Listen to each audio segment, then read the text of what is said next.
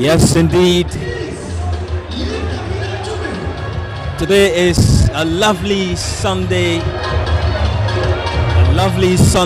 afternoon here in Onsurado County, specifically at the epic center of football in Liberia, the Samuel Kayando Sports Complex. A colorful event taking place here today, climaxing the activities characterizing the 2023-2024 National County Sports Meet. And so this edition comes to a close on today, Sunday, the 5th of May, 2024. And this is KMTV live now from Painesville, outside the nation's capital, Monrovia. My name is Emmanuel Davis. On behalf of the entire team here, led by our CEO, Randall P. Jackson, we want to thank you all for joining us as well. Two teams here, and you know this clash. It's obvious that it's going to be a colorful one today between Lofa County, one-time champion of the National County Sports Meet, and of course River G. They are the lone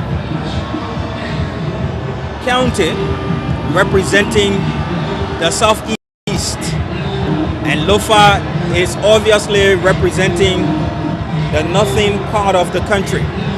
So you see two groups I highly represented here today, and very shortly we will be joined by our commentators Nat Topa and Anthony Kukui, who will do best what they know how to do. But it's River G going up against Lofa County. You're hearing the noise from outside, the ambience. And like I said, this field is well colored. It's a colorful one here, dominant green and white. I also see others in the red, white and blue. The guys just came from warming up, and now they've gone to the dressing room. I see Lofa County now leaving the pitch after warming up for a couple of minutes. They are now going to the dressing room to get ready for this match.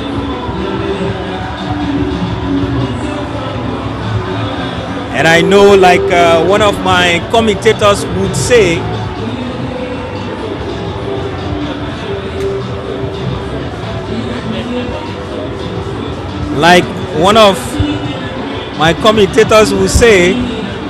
you know, commentary is not an uphill task for them.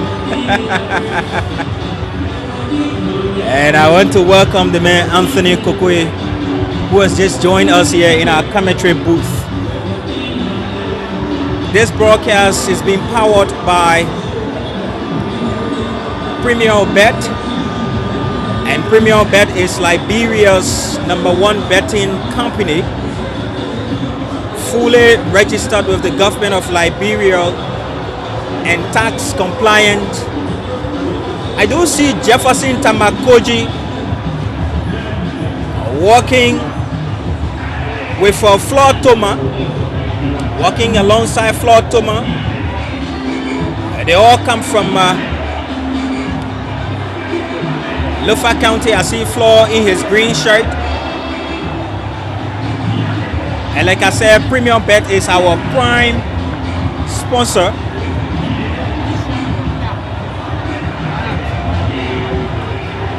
We also have as our sponsor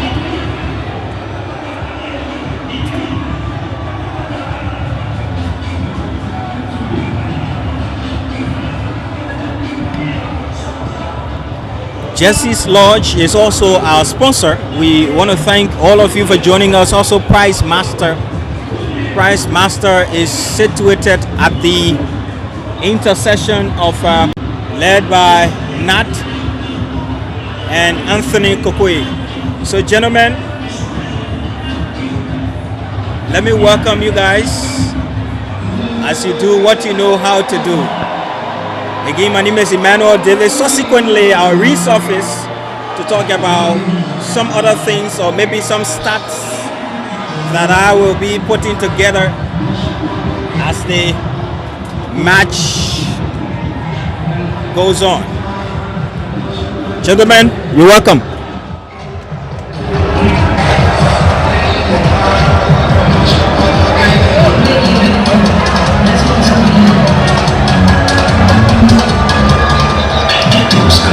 Spreading in various communities in Nigeria.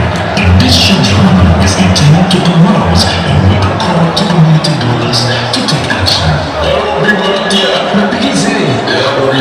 You getting high again? Yo, bro, tell your country hot, and really hot, and everything damn hot. I said I got a hot too, man. When you think to take drugs, the right thing to do? Yeah. Say no, no, God, I don't do what I have in me. What I'll do, I'm a dead ass. Let me think far, let me breathe. You also don't eat my mental tension. And you think when you're taking all these drugs and alcohol, it really solve your problem? I'm not too sure, bro. You know the way making me now. Everybody just scared of me, I'm putting my thought on me. Even if put the people all over arresting me and my friend and get me all the tea. I'm from the Z, I'm happy with me. And I'm the guy I love. So all that thing is spending now. Why you want to do away? I'm stop. I'm not gonna stop. Look at it. The same thing that happened to you, it happened to my brother before, and our family didn't give up on him. We continue to talk with him, and he agreed to change. For 2 years, as I'm talking to him now, the man had changed into a godly life. He's going back to school, he's really 2 years, and living happily with his family in the community. Can you help me now? Everyone stop enjoying power into God again. The first thing you will do is to say no to drugs and alcohol. Secondly, you have to go meet your family so you can talk on how to help you stop. Okay, bro, I don't always have done that was no. So you can move from the taking again for your willingness to change. And that's what only one way that we should do. Stop taking alcohol and drugs so that you can achieve your life goals and contribute to society. A message from the Ministry of Health and is produced by Tokyo Drum Studio, Liberal Peace Center.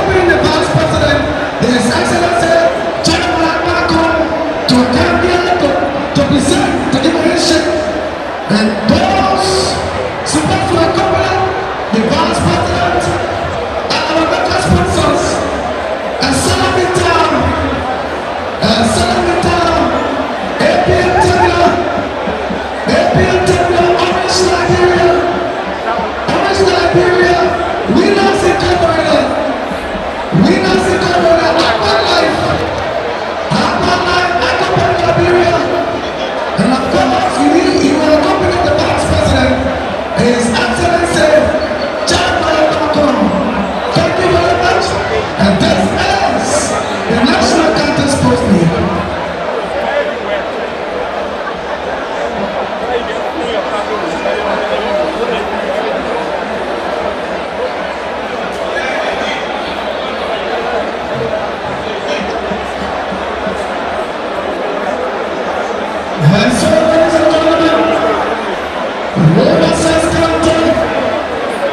Racing champions in the kickball category.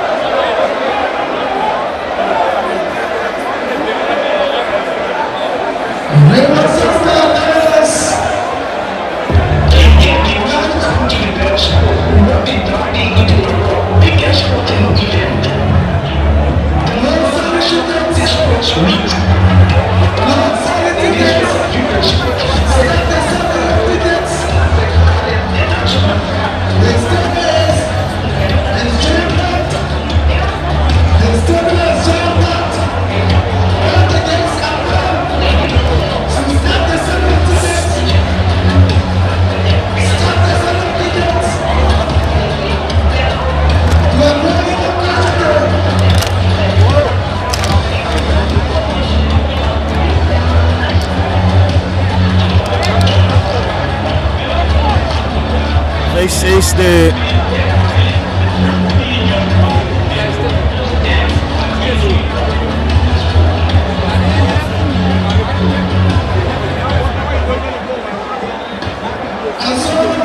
so this is the most anticipated grand finale of Liberia's Priders competition.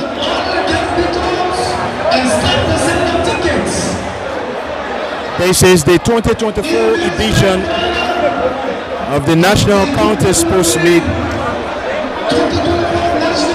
River G up against Lofa County. A fantastic atmosphere here at the Samuel Kayado Sports Complex in Pinsville City. It's on the 5th day of May.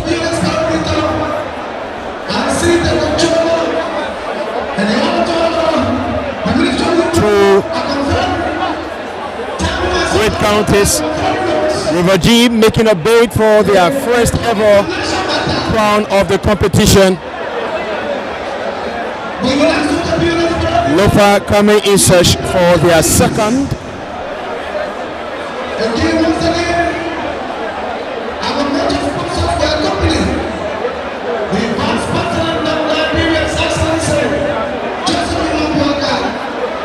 This is the first ever meeting between these two sides on the biggest stage of the biggest competition in the land. This is the concluding stage of the 2023-24 edition, being delayed from December to April.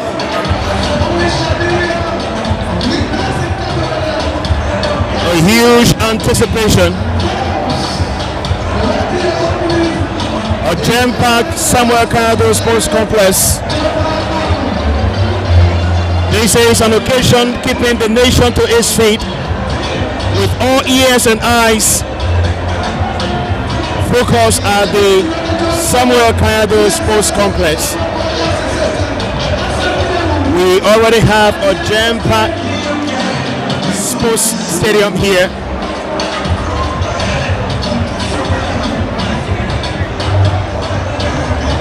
It is a special honor to be here with you, and we are your competitors, Nathaniel Success Tupa, and I have here alongside me Anthony Kokoi, live here on Liberia's #1 online television, KMTV. And this broadcast is being proudly brought to you through the kind courtesy of Premier Bet Liberia, the #1 and reliable betting company in Liberia. What a day it is to be at the Samuel Kayado Sports Complex. And what a moment for these two counties. The Leopards of River G County up against the Lions of Lofa County.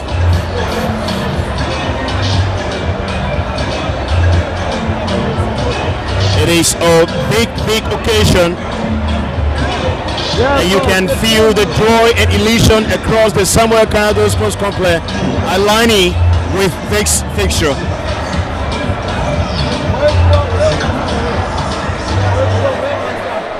This is the much anticipated grand finale.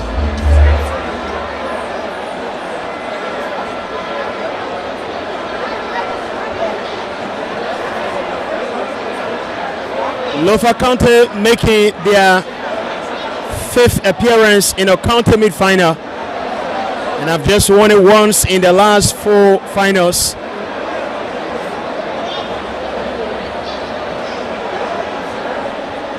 River G back in the final for the first time in 15 years.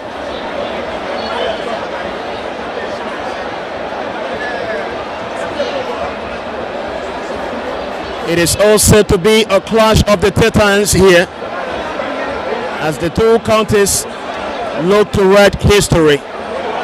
It is a day starting with hope, dreams,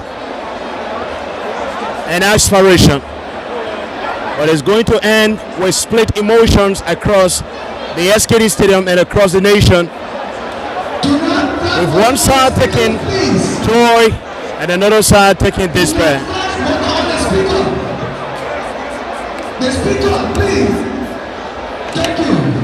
The stage is set and the atmosphere is right in place for the most important fixture on the most important day in the National County Sports Meet 2023-24 edition.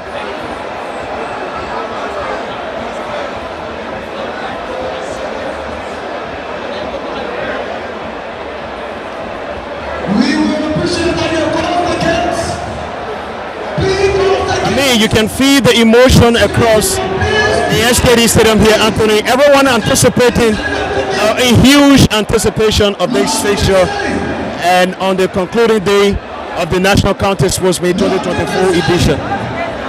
Good afternoon, Nathaniel. Good afternoon to our valuable viewers out there watching from across the globe. In Liberia, in the diaspora, it's another wonderful day to be here at the SKD Sports Complex. And as you said, the atmosphere tells you exactly the kind of game it is. This is the grand final of the country's biggest sporting festival. And Liberians from in and outside Montserrat have trooped here in their numbers. And the match hasn't yet started, but we already have the entire stadium filled to capacity, while others are still out there trying to make their way in. And that's something I think is going to be quite impossible for them to make their way through here. It tells you how important this fixture is. It tells you how Liberians in and out of Liberia hold this competition so dearly, because every Liberian is involved, because we all belong to a particular county that participates in the National County Sports Meet. And you can see the dominant green and white around the SKD Sports Complex. So Liberians are all here in their numbers, particularly the Lofians, as compared to the Grenadians. That's the Grenadians who are few in numbers as compared to the Grenadians. So this is another great day, and this is a day that is going to be recorded in history, that will be recorded in the archives of the National County Sports Meet. May 5, 2024 is on this day that Lofa County won the National County Sports Meet for the second time, or everybody winning it for the first time. After today, that's going to be recorded in history, depending on who wins. And at the end of the day, one of these teams just have to win. So Liberians from all walks of life are here, and at the same time glued to their monitors, their television screens, their phone screens, in and outside of Liberia, watching KMTV to form part of history as well, so that a few years from now they can all recall, yes, it was on this day that Lofa won it for the second time, or Liberty won it for the first time. And that's the beauty of the game of football, and it promises to be another great day here at the SKD Sports Complex.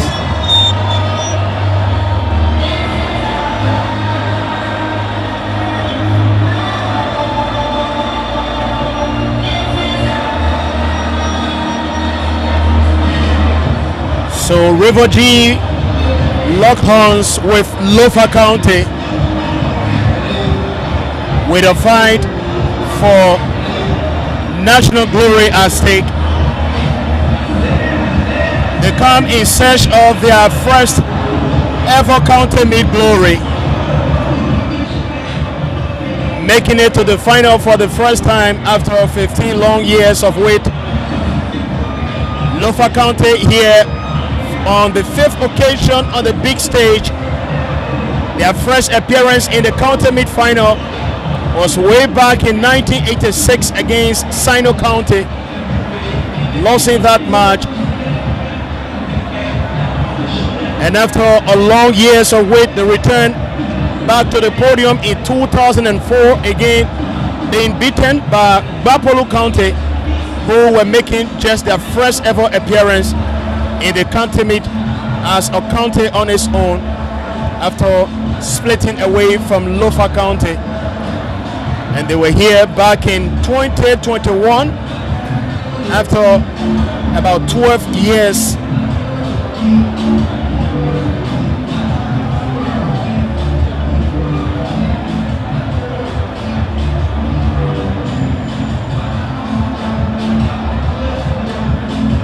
Defeated Monserrado County by 3-1 on the score to win their first ever title in the competition. And the return back in the last edition, again being beaten, and they are here again. It is a history-making day for either side. But I think the weight is more on the shoulders and heads of River G County, who are vying for their first ever title. Record has it that they are the only county yet to get their share of the county mid crown. What a day it is. What a moment and what a fixture.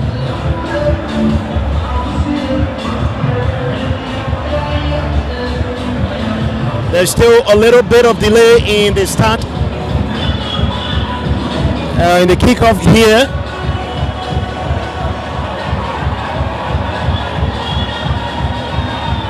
As the ambitious crowd await the arrival of the two counties on the page. In the next few minutes, we're expecting the battle to begin.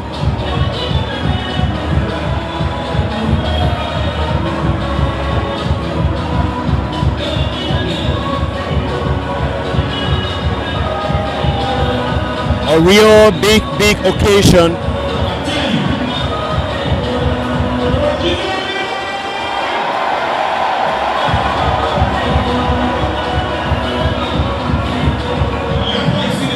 You can never hope for a better day to be at the SKD, if not today.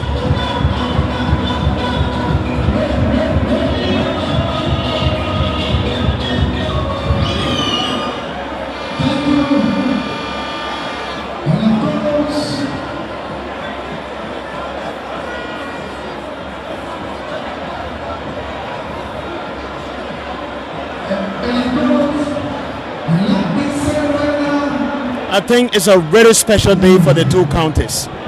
Yeah, that's the final, so obviously it becomes special, and moreover given the two teams' history, particularly River G. I mean, if they go on to win this competition, it's going to be more historic for them. Reaching the stage for the first time after so many years and hoping to clinch their first ever title. I mean, this is a moment that they've all been waiting for. And they started the preparation for this all-important competition long before the start, and they have needed that result by reaching the grand final. And now the task is now up to them to complete what they started. And it promises to be a good game here.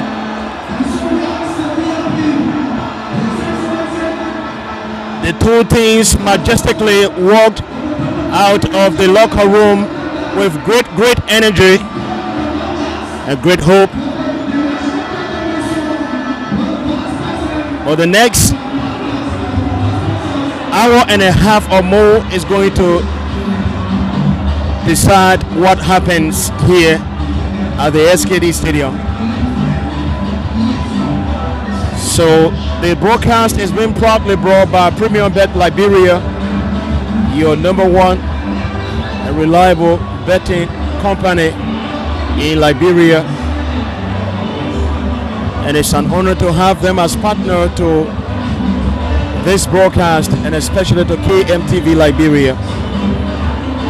So Liberia international referee Emmanuel Mensah will take charge of happenings here and will be assisted by Joel Doe and Ifran Grant, all FIFA recognized match officials. I mean, that tells you the kind of a game it is, and this is something that Liberians for all walks of life have been appealing for, to have good officiating so that we cannot have another controversy. And from the team of officials that have been selected to control this game, it is our hope that they will do their utmost best to ensure that this game is well officiated, and it promises to be, because those are all international referees, most especially the central referee, a young promising referee, maintaining the FIFA bias this time around. I mean, we'll do all he can to show that as a young person, he's not too young to lead, he's not too young to officiate the final of this tournament here in Liberia that has so much momentum. So they are all here. First assistant referee Ifran Grant, second assistant referee Joel Doe, and also we have Kofa Doe as the fourth official. As you may recall, Kofa Doe was in charge of the semi-final match between Limbat and Lofa County, and he was applauded for his great officiating in that match. So he's also going to be one of the eyes from the perimeter, from the touchline, as the fourth official, to provide support to central referee Emmanuel Mensah alongside the two assistant referees Joel Doe and Ifan Grant. So that's a very tight team of officials, from the fourth official to the referee.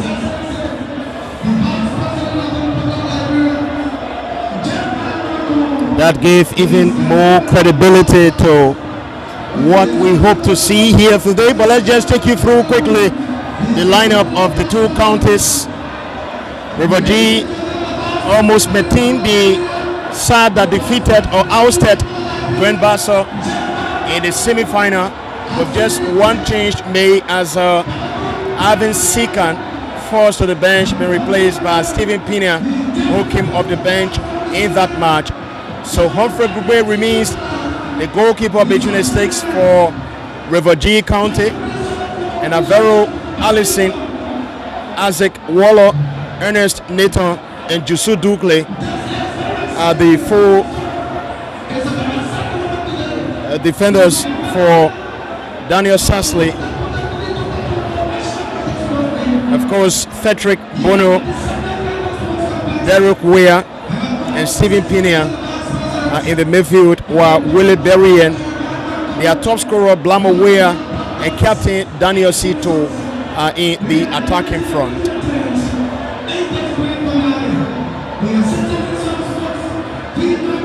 Handshake hierarchies being led by Liberia's Vice President, His Excellency Jeremiah Pankong, and carry out. That's a traditional practice in the competition, especially at this crucial stage and on this most important day in the competition.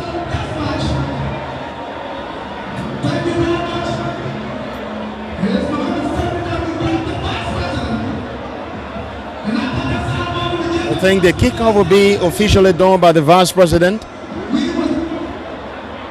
and of course he's posting for photos of other national leaders, including Deputy House Speaker Thomas Fala, who's a representative from Lofa County. We also have other leaders from River G County and other counties. I mean, thanks to the organizers for the level of organization so far. But there are a couple of things we have to improve on, especially when it comes to officials coming down to greet the players and subsequently do the kickoff. You can have every member of the president or the vice president entourage coming down on the perimeter to form part of the meet and greeting of players. I mean, They gave the photographers, the journalists, difficult time to execute their own attacks.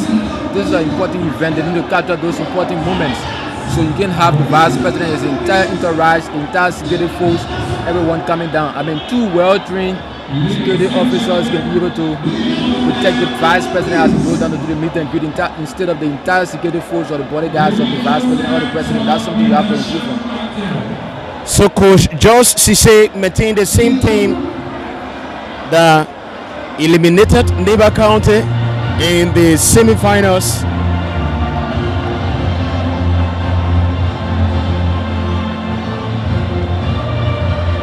The Liberia national anthem being played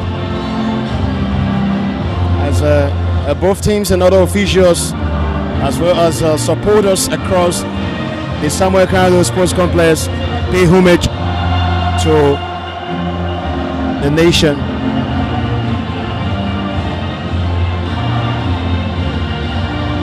This is one of the oldest but the very biggest sporting festival in the country, been in existence since 1956, and coincidentally that was the same year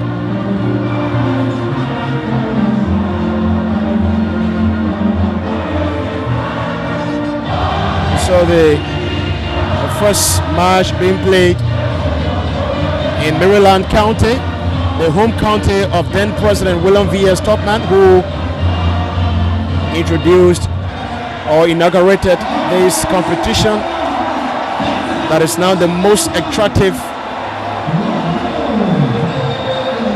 tournament in the land. So there's no change made by Coach George Cisse in the Lofa County squad that eliminated Neighbor County in the semi-final. You have James Nebe, he's maintained between the goalpost. He's already had 1 clean sheet kept across 4 games in the competition. That was their 0-all draw against Grand Bassa County in their second group match of the competition.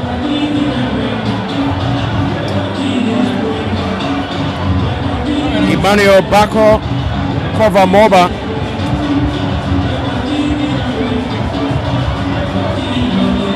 Alexander Curtis and Pascal Harris in central defense position, and the left and right wing backs positions respectively. Labino Zion, Ezekiel Vani, Morris Jabekone in the midfield area for Lofa County. James Tapper, Jeremiah Johnson, Emmanuel Bako, as Avin Kuava will play up front.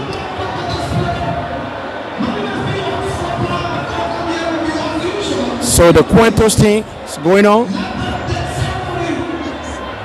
deciding which of the 2 sides to kick off the match.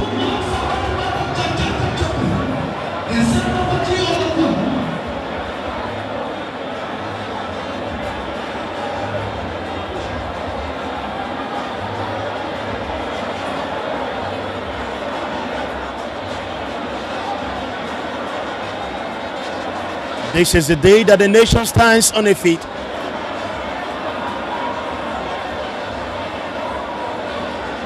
And every concentration here at the Samuel Canado Sports Complex.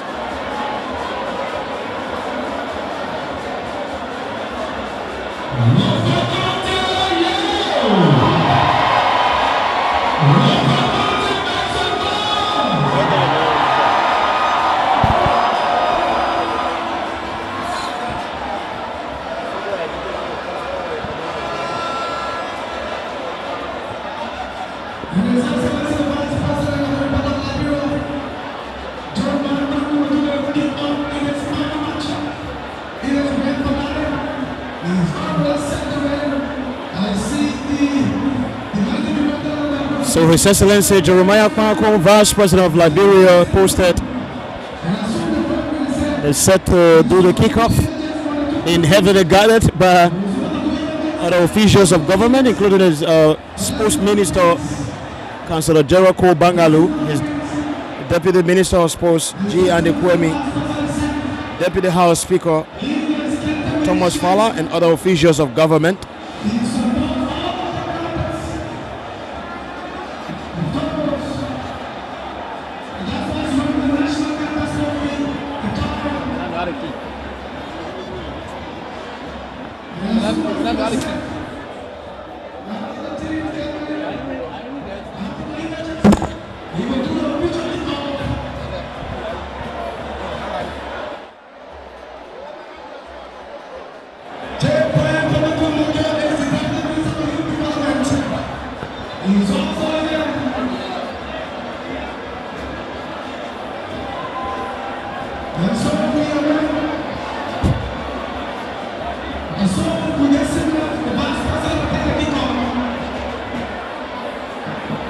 The two sides met were drawn in the group stage in the 2022-23 edition.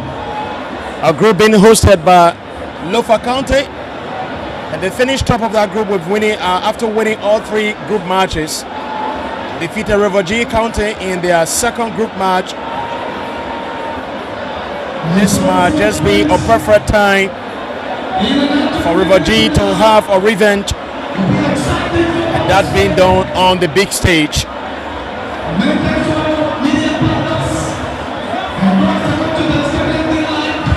Just their second ever appearance in the grand finale of the National County Sports Meet.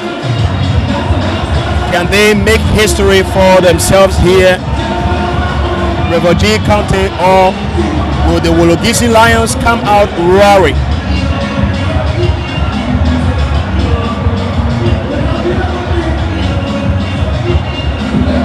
A beautiful sunshine here at the SKD Stadium, and a freezing wind from the Atlantic Ocean blowing all across the SKD Stadium.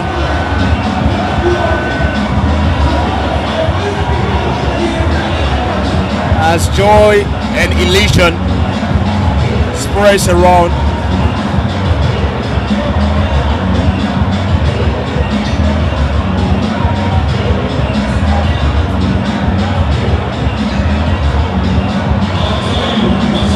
Pascal Harris scored the opening goal in the grand final last edition for Lofa County, putting them in the lead against Neighbor County after just 12 minutes of play.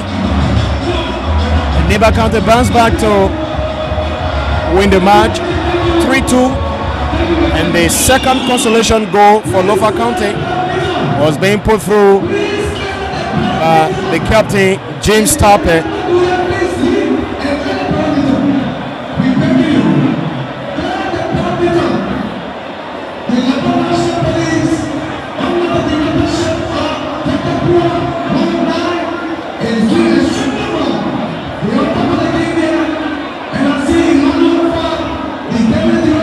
Lamawea gets the match underway as River G County take the ball back home.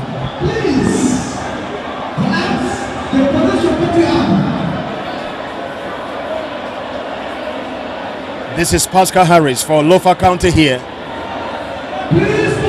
looking for James Harper.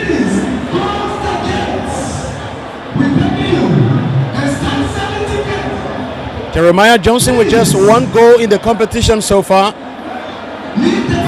matches now.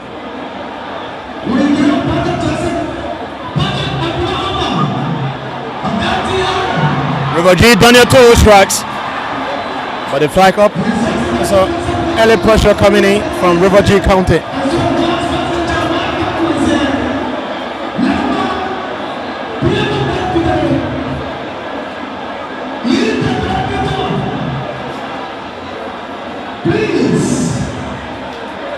Derek Weir.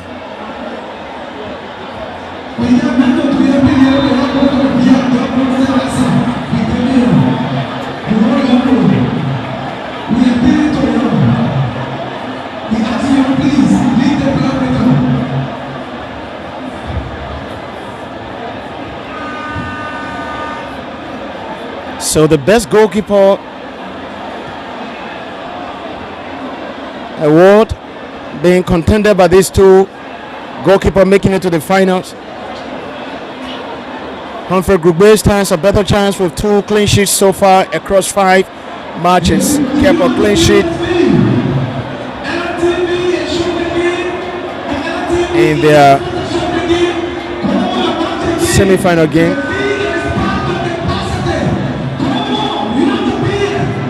This is Derek Weir, Wolfers Blama Weir. Avin Quava comes to steer away from Derek Weir. As a foul. And I think that was a bit rough tackle from Avin Quava. Yep, great tackle. It's such a game you have to. This time around, it's not about you being so careful not to make mistakes, because this is the final match. You don't have any other match to play. So for this one, you go with all to ensure that you get everything right, and the referee himself has to be on top of it. So that was a great call. We hope for an entertaining and fascinating match here. A very competitive one, it promises to be.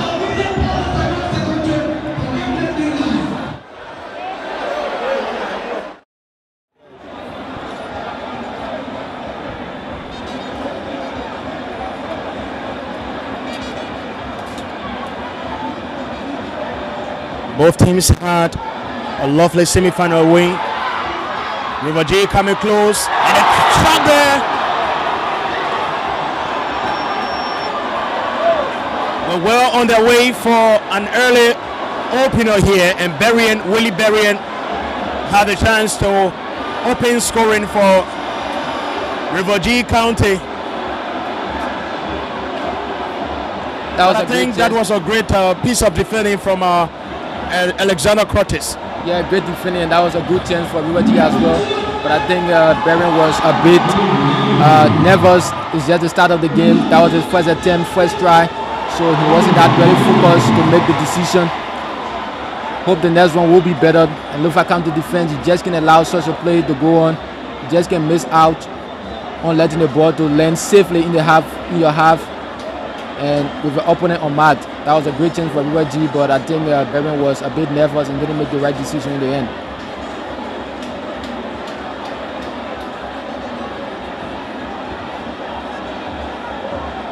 Ezekiel Vani being talked to by referee Emmanuel Mensah, one of the youngest FIFA Bash Liberian referee.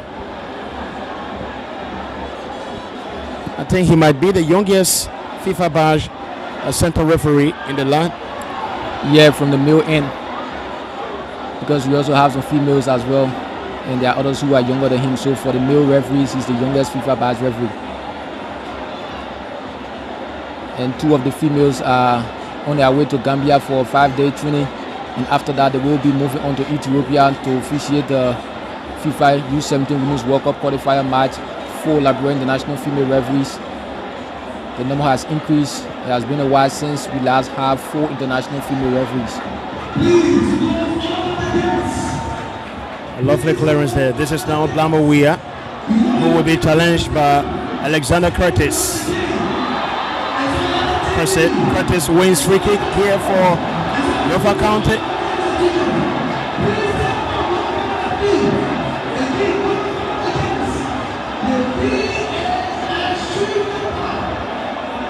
It's been an incredible atmosphere so far, just at the early stage of this match.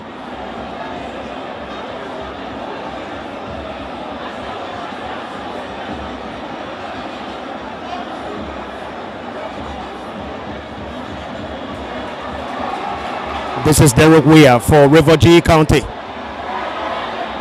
Weir fighting to get control, connects Captain Daniel Toole. Lovely play there, River G County. What a lovely coordination, and going through the pass from Willie Berrien. Just a little hard. An impressive reaction from supporters of River G County.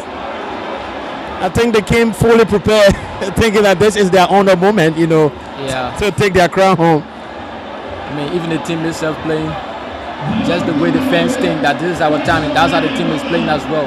That was a great teamwork a few minutes ago that could have resulted to the opener, but that pass with Bierman was a bit high for his teammates. So, I mean, this is Liberty. They just don't give up, regardless of the time of the game, whether they are in the lead or not. They always want to push forward to ensure that they get a goal, and we are seeing this in the start of this game.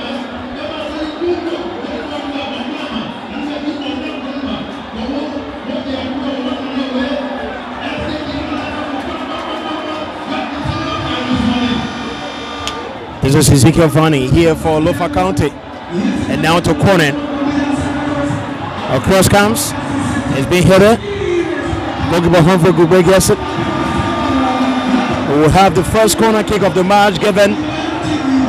It goes Lofa County's way.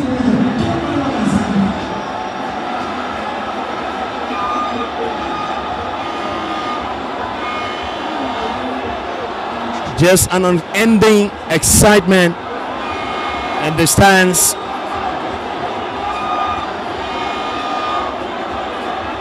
Probably it's through the goal difference that's going to change. That corner is here, gets a low cross, that shot blocked away. Another lovely work again from Jusu Dukle, been top notch. I mean, for the best defender award in this edition, perhaps depending on who's going to win it, but the contenders are Jusu Dukle and Curtis from Lofa County. They both have been doing extremely well, and that clearly speaks to the fact that both of them teams are into the final, especially Jusu, a very young defender. He has been quite outstanding. Pascal Harris clearance incompleted. But now the whistle sound goes as Blama Weah is on the floor. You also have another Lofa County player, Alexander Curtis, down. It was a clash of the head. That was a terrible one.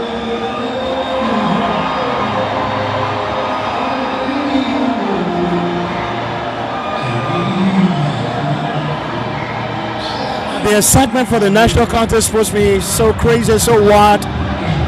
We even have the national team playing, and we don't see a crowd like this. It's been a very long time since a stadium was crowded like this to watch the Lone Star play, especially here at the SKD.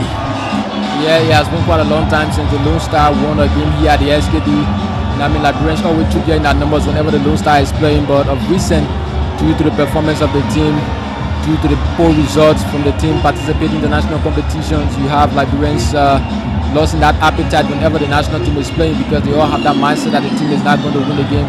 But I mean, that's the game of football. It takes time. There will come a time that the team is going to be winning a game, but for now, as we saw in the preliminaries of the 2025 Africa Cup of Nations qualifier eliminating Djibouti, we hope that they get good results in the upcoming matches in June to bring that excitement from Liberians. James Tapper left absolutely unmarked. Tried to put a pass through.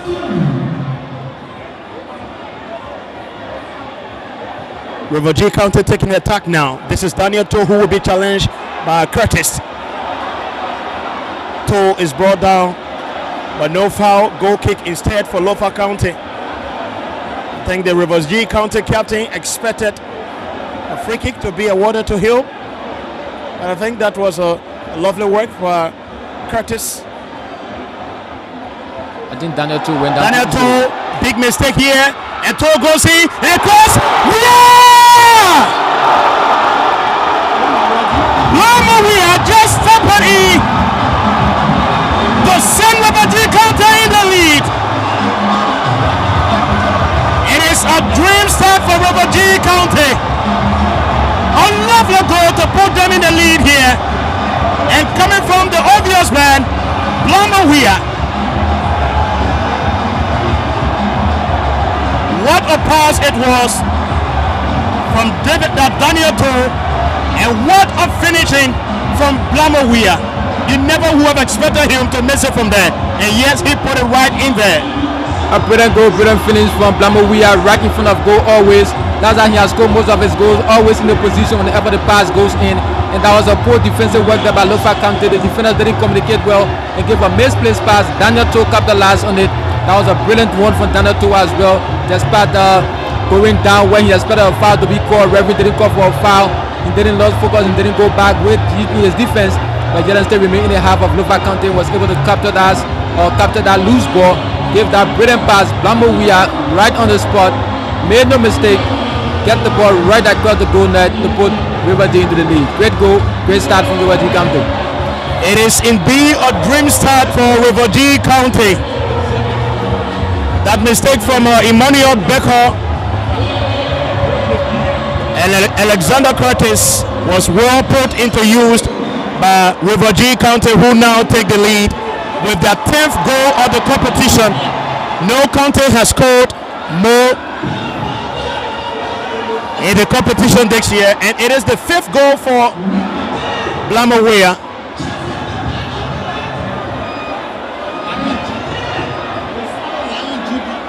He scored in his last 3 matches in the competition, and no player has also done that. Score in the quarterfinals, score in the semifinals, and today he scored to put River G County in the lead in their first ever finals in 15 years.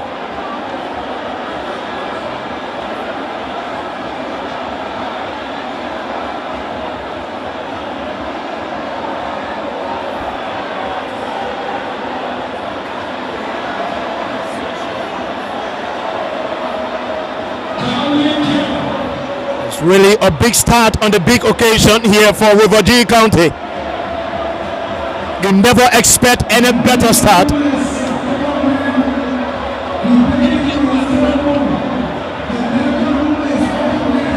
Blambo Wea, then headline maker in the competition this year. Never stops scoring. All he needs is the ball to be to his feet, and he will put it through for you. He's always right in time.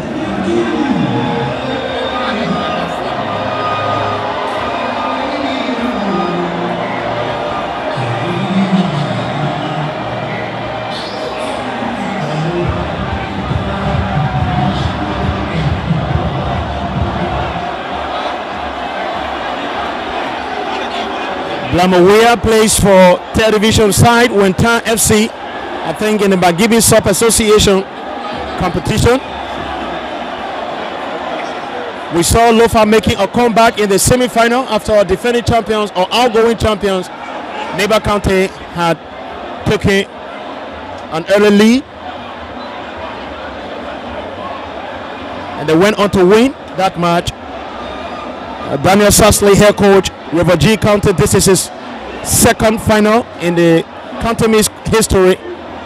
He brought Grand Crew County to this final 4 years ago against Neighbor County, and they were awarded the crown after being in the lead, and Neighbor County abandoning the match prematurely. And Grand Crew were the last southeastern county that have reached the final since 2020 when Grand Crew made it here.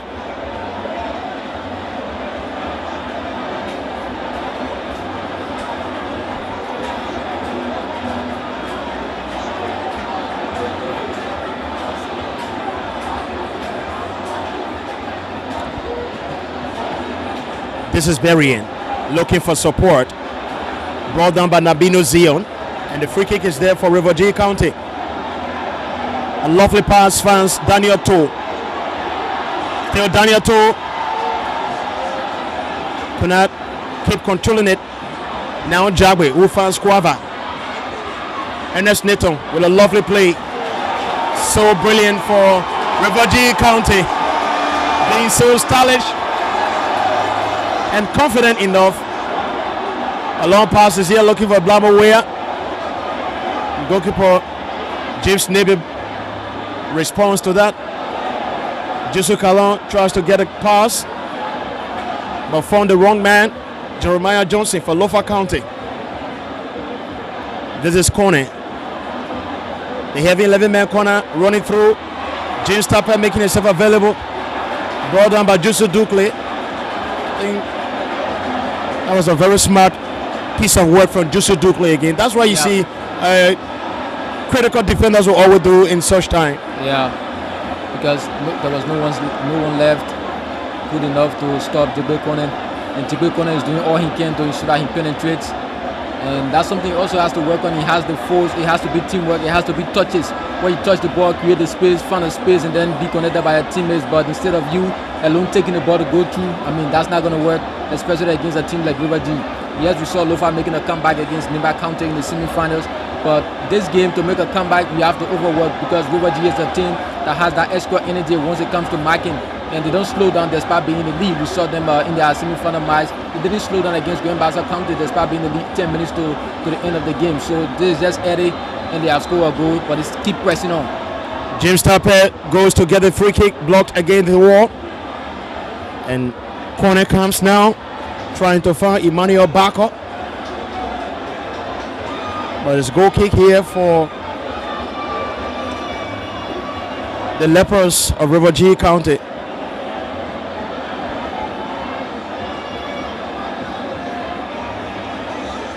A very big start for them, a dream one as well,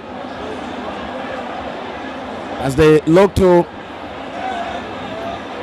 get the crown for the first time and take it to a Fishtown City. This is Morris Conan for Lofa County. Avin Kwavagosi. Ernest Neto responds beautifully. Great defensive work.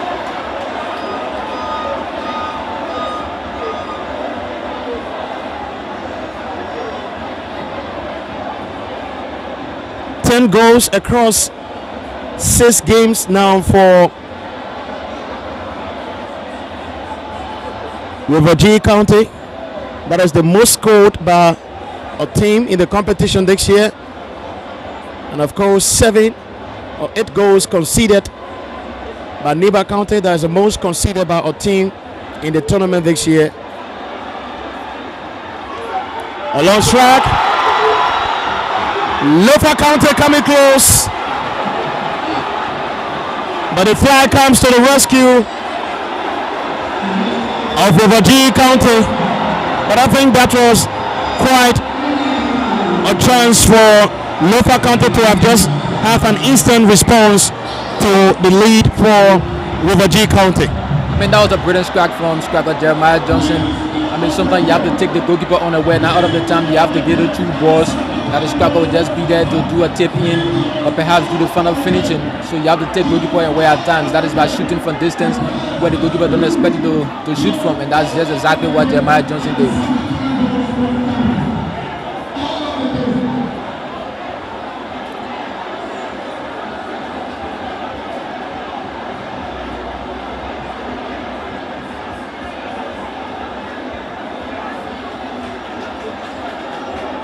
Three loss in their last 4 county mid-finals. Lofa County, I think they are the second county with most loss in a final, just behind Nimba County, who've also made the highest appearance in the county mid-final. 11 different finals and won 6 of them, lost in 5. Lost twice to Magibi County, twice to Grand Bassa County.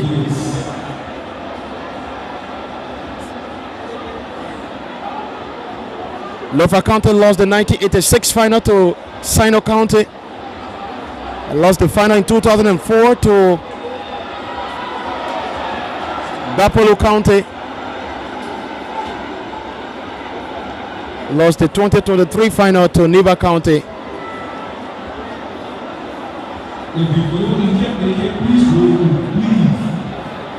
This is Stevie Pina for River G County. Finds Derek Weah, who now looks to get Willie Byrne, but Pascal Harris stands in the way. This is Kova Moba, Nabino Zion. Harris looking to find Johnson.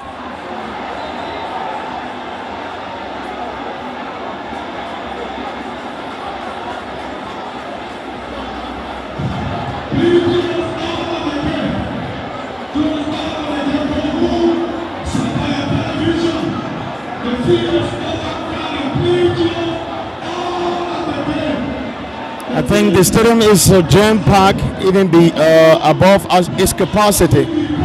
Yeah. You have people standing and you have others with short breath that have been rushed to the medical room. I mean, the place is just overcrowded. Pascal Harris here for Lofa County. This is now Curtis. Alexander Curtis finds Emmanuel Barker. Daniel Toe comes to defend for River G County. And an advantage of throw-in awarded to Lofa County.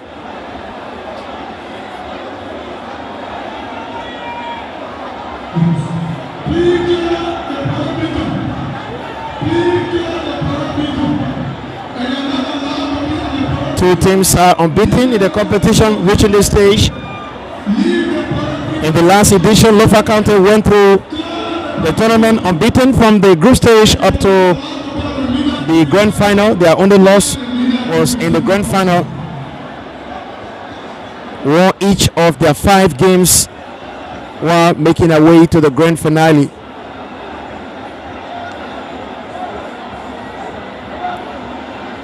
River G also have won 4 and drawn once in their 5 available games so far in the competition.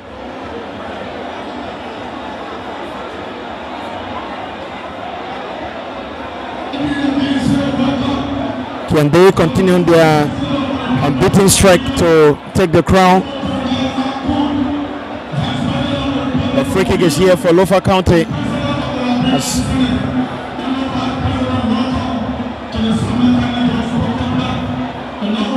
Maurice Conner, who got the match-winning goal from the penalty spot against Neighbor County a few days back, is here to take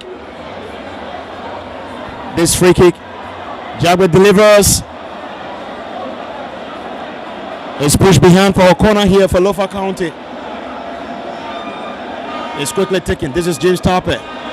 Tapper going through. The header comes again.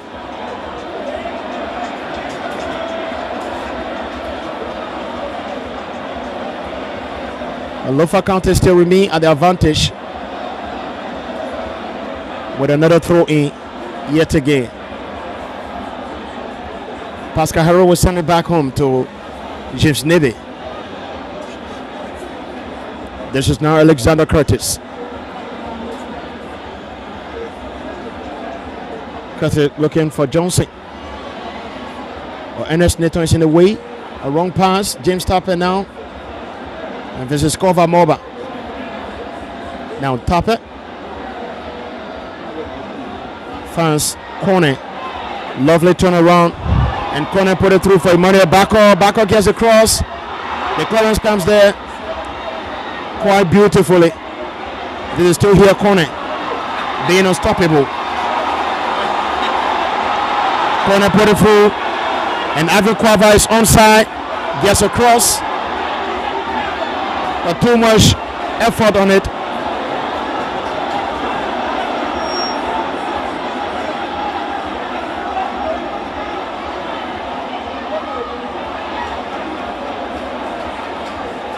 Zio.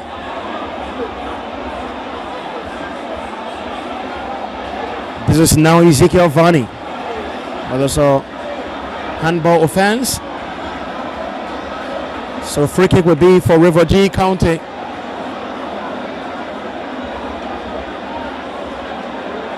A brilliant piece of work by Maurice Ibekonen so far. This time around, he's not trying to move alone as an individual player, but connecting his teammates, ensuring that he get those crosses into the half of River G County for striker Jeremiah Johnson.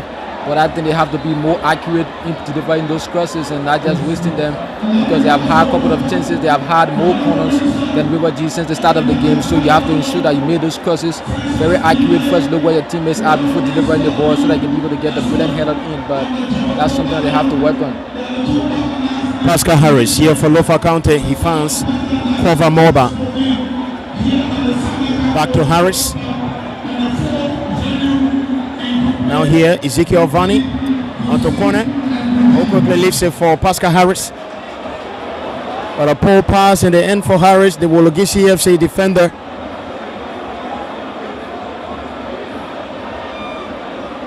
"26 minutes of play in the first 45 minutes here.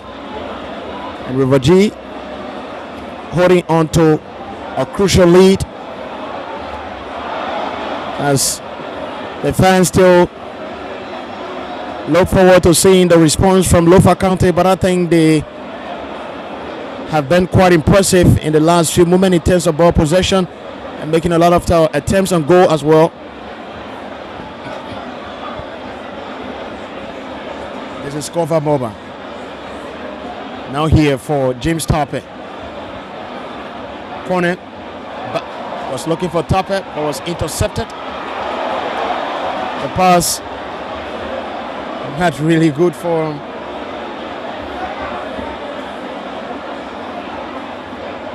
River G County, every time they have the ball, they're looking for two players. That's what I've noticed. Always looking for either Blamo Weah or the captain Daniel Toh. Yeah, those are the two hitmen. Each time they have the ball, they always look out for them. And the two are always in the position to receive the ball. So whenever the ball doesn't reach them, they get agitated, showing a whole lot of frustration. So the both of them are always in the position and waiting the ball, but not receiving it.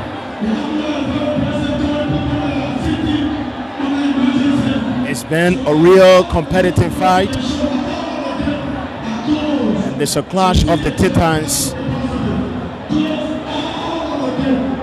A long one comes there. Jeremiah Johnson is trying to have a cover.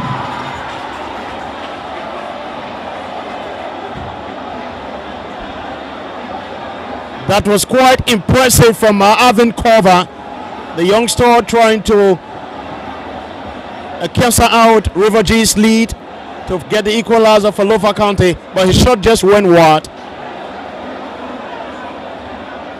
He got the equalizing goal, and the goal that changed things for Lofa County against Nimba back in the semi-final, putting up a brilliant individual performance, taking the ball from around the halfway line all the way to the Nimba County's box and putting it through to give Lofa County a remarkable equalizer.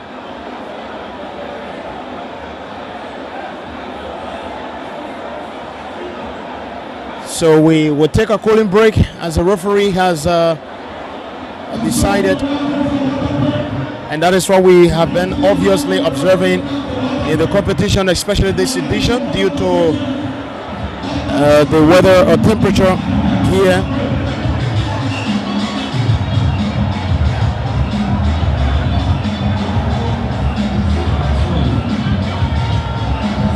A very hot weather, a necessary cooling break for both teams. River G taking an early lead. Lofa County on the other hand trying to find an equalizer. A great teamwork from Maurice Zibekone and James Tappet. The both of them seem to be connecting very well. Likewise, Blamo Weah, Daniel Toh, the two hitmen for River G County, are always in the position to receive the ball. And the entire midfield of River G, no one stands alone, no one stands without doing anything. Everyone is always busy ensuring that they have someone to mark, going into tackles.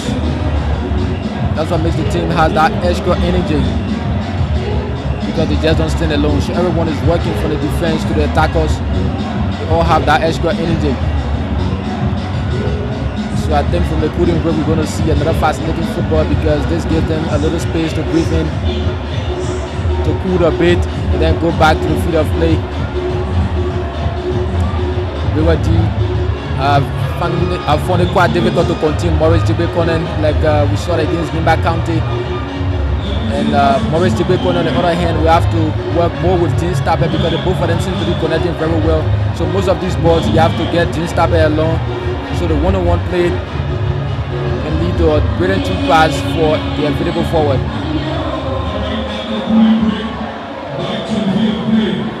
Lofa County return to play, taking charge of ball possession. Mario Cornet still here for Cornet. He gets a crossing. James Stopper has it to himself. Stopper scratch. And it's a goal!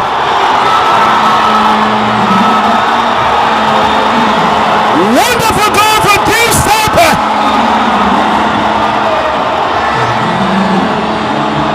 And it's a big response from Lofa County.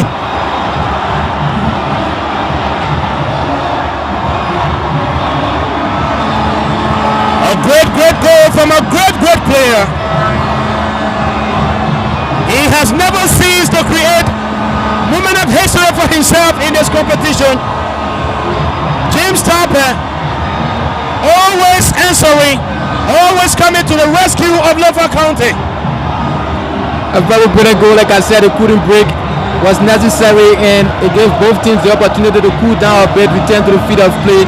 Maurice Tebekone has been in top form since the start of this game, taking every ball forward, connecting the teammates 1-2, and James Stopper was the red man. He saw James Stopper from a distance, and he brilliantly delivered that ball. James Stopper, as an experienced cracker, took his time, break the ball, found himself in a better position, looked at the goalkeeper position before concluding on how to kick the ball, and finally he got that ball at the back of the net to bring things back on level terms here. Just a brilliant goal and a deserving one to get the equalizer for Lofa County here. And now getting the game on as we return to level term.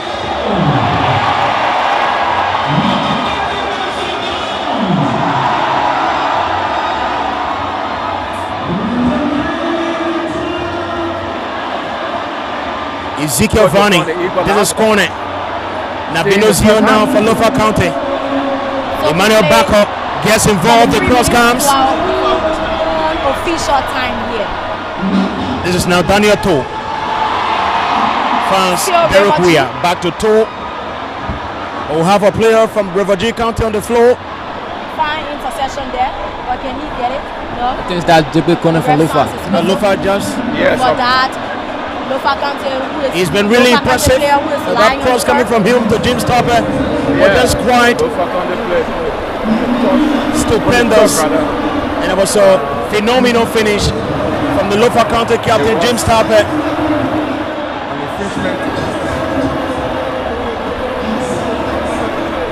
Great control from James Stopper, and a lovely finish from him. The goalkeeper Humphrey Grube could not stop that.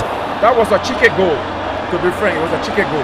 The defenders as well didn't notice James Stopper at the back, because when the ball came, there was no defender by James Stopper. He was left unmarked, so the entire River G defense was asleep and didn't take note of their back, where James Stopper was lonely standing very free, and he utilized it when he received that ball as an experienced cracker in the national counter sports meet. I mean, those are things you expect from such a striker, and not to make such a goal, because we are all left alone unmarked. So you have everything to your disposal to make sure you make the right decision to get the goal for your team, and that's just what James Stopper did. He's a good goalkeeper, but he was tested. James Stopper has scored in every final Lofa County have reached in recent years. That is their last 3 finals, including today. He scored when they won the title against Monserrato County back in 2021. Scored one of their 2 consolation goals against Neighbor County in the last edition. And today he has scored to get a deserving and highly anticipated equalizing goal for Lofa County. You can tell that he's been good goalkeepers. I think James has the right there every time for Lofa County. I mean, David Weir, River G County has been booked for that tackle on Maurice Tibe Weir. I think that was pulled from him, where Tibe Conan doesn't have the ball and then you go on to tackle him. So he has been booked, and he's one of those men in the midfield of River G County who is very good at marking opponents. Now that he has gotten a yellow card, I mean, that's a player I know for a fact he's not going to slow down. And if he's not lucky, he's going to get red. So he has to be very mindful on how he go into the tackles, and he's too early for such a reckless booking. I thought in my mind, you should have played the ball in the middle of the field. Eric Weir booked by referee Emmanuel Mensah. Lofa.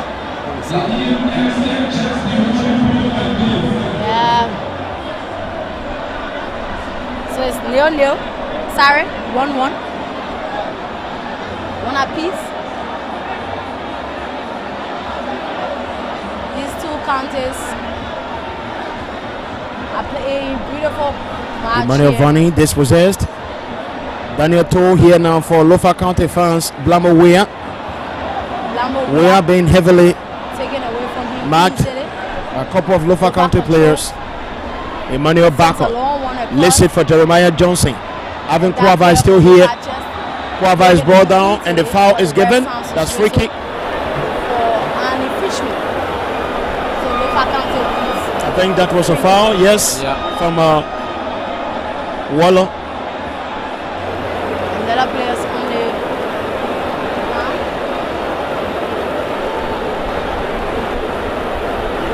Just 8 minutes away from the first half interval, Lofa players. and the score is level here, 1 apiece for River G and Lofa County. Blamo Weah fired the Lepers to an early lead, just 14 minutes on into play. And the Lofa County captain Jim Stapper responded very well. Jeremiah wants to do the bad Put the Wologisi Lions Yes, back in he the wanted game to do here. a scissors kick, and he didn't calculate well, and so he got sandwiched in the process. Avero Allison to Berrien, back to Allison, who looking to farm Blamo Weah. Right into the 5 hands goals of for Jim. Blamo Weah now. That makes him a Lune at the top in the top scorer race of the Sends it competition. back into the half of James Tapper now has 3 goals. that play of Derek Weah, River G. this is now Where Blamo is Weah, Derek Weah. still there. Mona. Weah. Blamo Weah. Stay. Blamo stay. Blamo Weah wins free kick, foul by Nabino Zio. From the back. And the ref sounds his That was a clear foul. and the fishman. He's Yes, trying he to was kicked from the back. add And very so- innocence. River G has a set piece. That's the interesting part of it. Difficult to say yes, I a very convicted that. good position for scoring, That's football play. and it depends whether that player from River That's G why you must always have the best referees taking care of the best matches. So that kick should be taken by someone with good But the free right kick leg, advantage is here like now for yes, River J left foot County. off, Can they regain their lead from here? They have in the upper left pocket. As we have Daniel, that's Frederick Bono. Bono goes, he takes a shoot for goal, punch away by goalkeeper Nebe. So beautiful free kick there, but I would say there was no force, Michael. Just looking for the near post. I thought he should have hit the A ball. punch away by goalkeeper at the James far Nebe. right corner. Now Yeah. they went closer.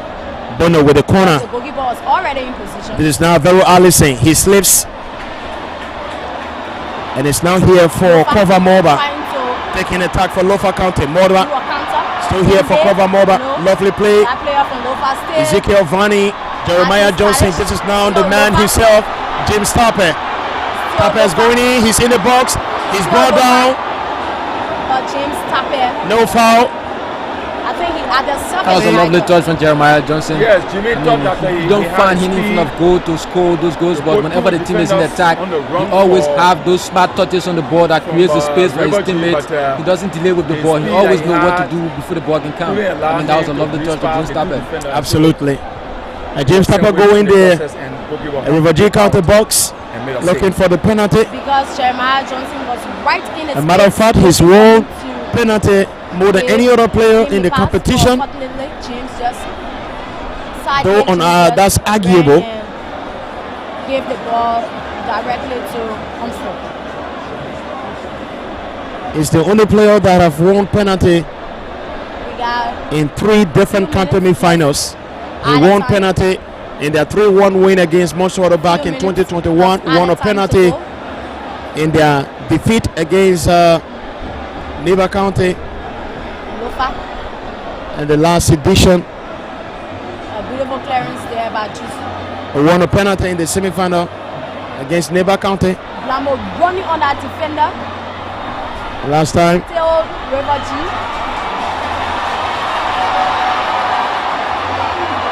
This is Coney for Lofa County. Good play there from It's Lofa. Morris Corner.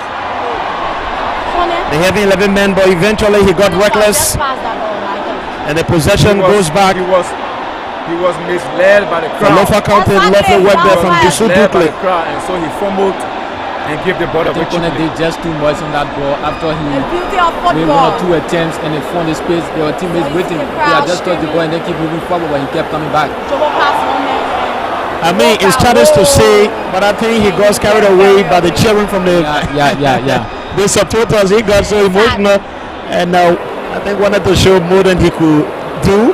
I mean, always want that individual glory. It's all about teamwork. Once you deliver, your teammates score. I mean, the way you give it credit for where the credit belongs, you know. Let's say from the goalkeeper, Humphrey Gube, the Lofa County have the chance here for the corner kick. And Humphrey just punches it across. Just the 3 minutes away line from for a corner kick. the first half break, Lofa with another corner kick. and the corner kick goes up. Marco was down. Another touch by the goalkeeper, For goal. and Lofa still having the advantage. He could have played a trick, so he had no alternative but to hit the ball for goal, which he did. Yeah. That was excellent of Jimmy. Still here, It was Lofa another County. corner kick. Lofa gets another corner kick. But this time plays it easily. It's now here for Blamawea. Collects and trying to Looking connect for to fast his Steven teammates. Pina. Emmanuel Bako gets the clearance A beautiful clearance aggressively. there by That's cover Emmanuel Moba. Baker. Yeah, I don't think the coaches are happy with that. I mean, you could have just looked Emmanuel Baker before plays kicking the ball to front where your teammates are. Just Sends pass the it ball instead of high acting across like you are the under so touchline. much pressure. You just can't contain that ball. for throw-in. River G with the throw. The throw is taken. Lofa with the clearance. Dukle. Another wonderful play from the young and promising defender. Defending there by Jusu Dukle. Jusu sends it to his captain. Captain It's connects now with Pina onto Stephen, Bako. number 9. Emmanuel Bako. That's a Blamawea. Beautiful defending, beautiful block. Was there looking by to get a strike Jusu there. again. Pascal Harris, It's still River I G. think, just did beautifully River G well. still trying. There was the tackle. River G still in possession. Allison sends it back home to Ernest Nathan. Ernest Nathan plays it to Humphrey. Humphrey sends it to Jusu. Jusu tries to connect. This is Avero Allison again for River G County. A long one comes here from Frederick Bono. River G. Daniel Toh That's a is long one. onside. Can he get it? And he goes in the box. He brings it down easily. Still here, Daniel Toh. Daniel Toh, the captain. Put it through. And this is it, River G County! My God. Willie Berrien could have just Good play from given the lead back to River G County. Very close. But the shot was just a little bit feeble. Not much more accurate as well. Now collaboration. But Coach Daniel Sessley is about to make a first half substitution. but he did not pay Though we just hit the for the 5 minutes mark. Players. And Willie Bryan Berrien is the man coming off. And he will be replaced here by Livingston. Well, I don't think it's Berrien's day. He missed the very first attempt of the game where he was in a good position but didn't keep the ball correctly. Now he had another opportunity. I mean, that would have been a goal. Just could have go before he can be substituted. Perhaps the coach could have changed his mind of substituting you, but I mean, it just hasn't been his day. Definitely. And might also be a great calculation from the coach. A free kick. 2 minutes of additional time have been given 3 minutes. for the first half stoppage time. 3 minutes at a time. Jim Stopper is always left unmarked, and I think Yeah, that's something you have to work on. You can leave such a man unmarked always. Ezekiel Vani here for Lofa County. Put it through Alvin Quava. He's onside, ball down in the box. What is it? That defender for Not too much there. And referee Emmanuel Mensah seems absolutely uninterested. His hand off for an infringement. Yes, but Daniel Toe here for River G County. Cheap infringement. There's a squabber. And so the referee won't, Now corner. any ears to that. Ezekiel Vani try to give it back to Quava. Both counties are playing entertaining ball. These two counties are equal to score, equal to win, Nabino Zion, Jeremiah Johnson. equal to be champion. NS NATO comes in the way for River G County. This is now Dukley. Jeremiah Johnson trying Who to get quickly his finds way, Derek but Weah. that defender said no. I can't allow Eddie you to Livingston have gets your his way. first touch. No, normally you can But he's been heavily can't tackled eat and your challenged, and and have it. Possession It's not won. possible. It's not possible. And there will be no square pegs Lofa County. in round Lovely hole. work from Ezekiel Vani. Lofa Harris. trying to put things on Now control. Zion. This is Emmanuel Bako for Lofa County. Still there, That Bako. player from River G County. Foul. And free With kick the comes tackle, for but the ref says Emmanuel Bako, it's a Lofa foul. County.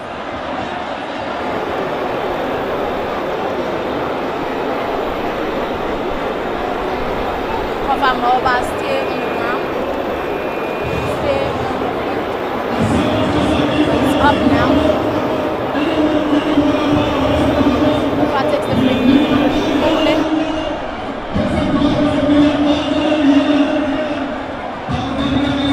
The ref says that's the So first- it's that's over for the first half 25 here. And what a first half it has been Michael, between what- River what G would you and call Lofa this County. 45 minutes? as think the the first two 45 teams minutes vie for the Show glory the- of the National County Sports Meet. creativity of the River two G County counties. making bid for the first ever, Yes, and they- Lofa seeking to good get their football second They after also being show that, beaten in the grand final in the last the two edition. counties They are looking to find deserve to be in consolation the final. for their loss in last year's It was final. of watering 45 minutes. River G County Plus had 3 minutes a of dream interim start stoppage time being with exhausted, Blama firing and the two teams the are now Leopards moving to into their respective dressing room. But an the early overall lead is that, with a lovely good pass games so coming far, from good Captain officiating, good sportsmanship Daniel from Toe. the two teams.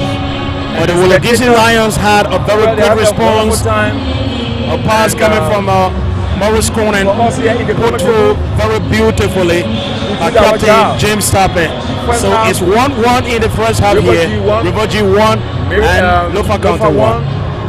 We wait for the Very second beautiful half. first half. Good entertaining half- football from the two There will teams. be more firing. Good end-to-end football. Perhaps it could be more firing. Marcus, see, look at the stadium. Look at gate 1, gate 8, gate 9, gate 10, gate 11. The place is actually full. Please stay home. Stay at home and just watch LNTV live. Watch LNTV or listen to EOBC Radio 99.9 or listen to Metro EOBC 89.9 FM. So we take a break, Michael. We have to take a break. Yes, we have to take a break. Sitting in this studio. I don't want to say, but it's hot in here, and we need some minerals. And so, studios, if you are monitoring, please take it over with the first half score, goal reading. The Lofa County won. River G won. We'll be back as soon as we get signals from the match officials to resume the second half. But for now, studios, we can take it over.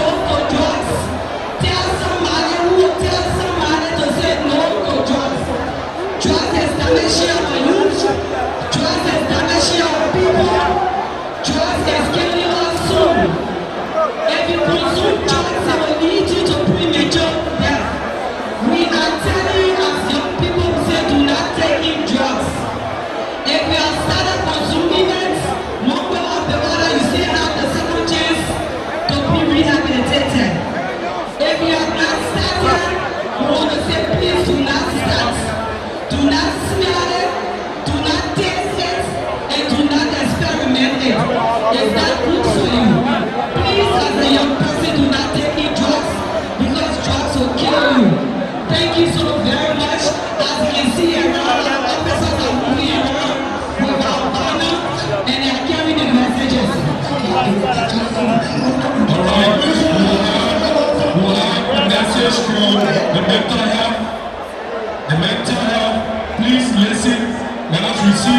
message from the mentor. How you say first to score?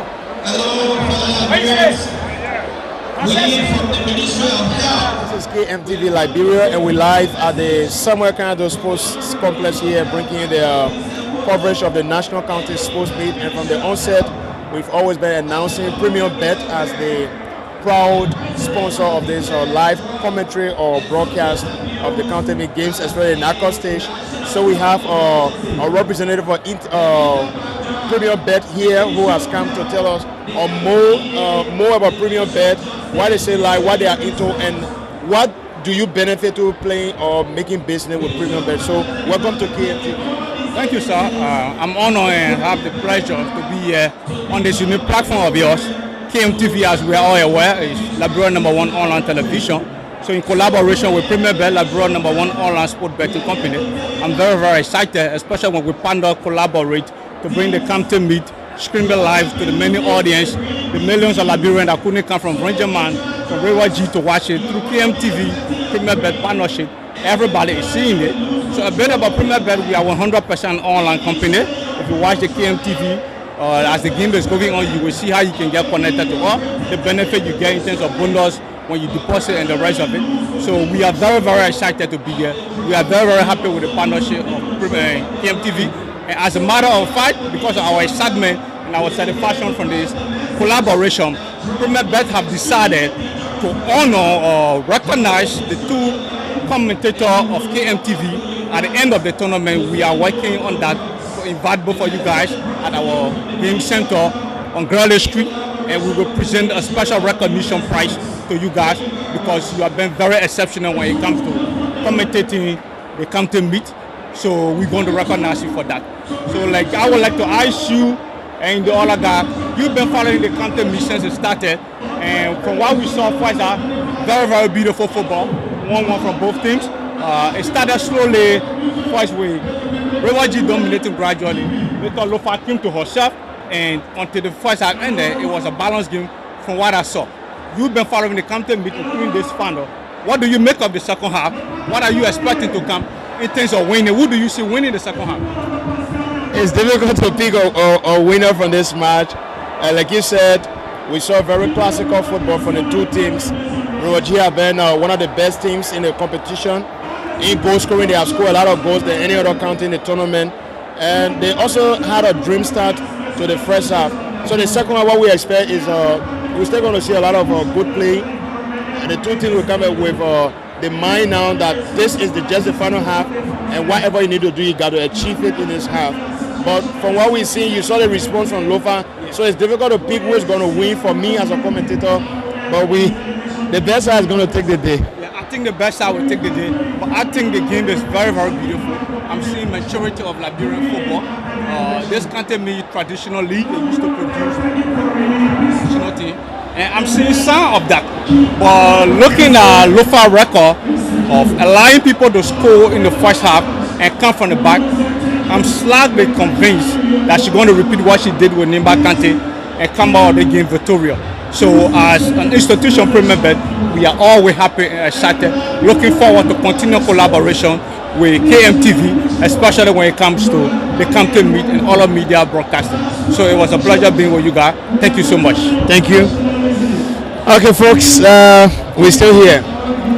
Thank you so much. We are here to bring you the last and final half of the grand final match of the 2023-2024 National County Sports Meet involving Railway County and Lofa County, as the two counties go head to head here. Railway looking to win the county meet for the first time in their history, as Lofa seek to get it for the second time, having won it back in 2021, and they were also beaten in last year's final. And so thank you so much to Nathaniel Success Tukpa, our lead commentator here at the Samuel Kanyando Sports Complex in Painesville.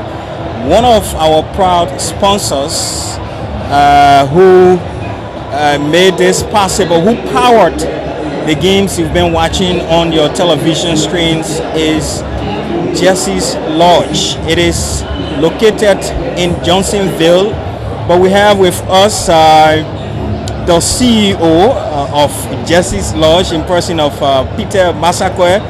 The man have plenty of businesses in. You see him shop, don't overlooking.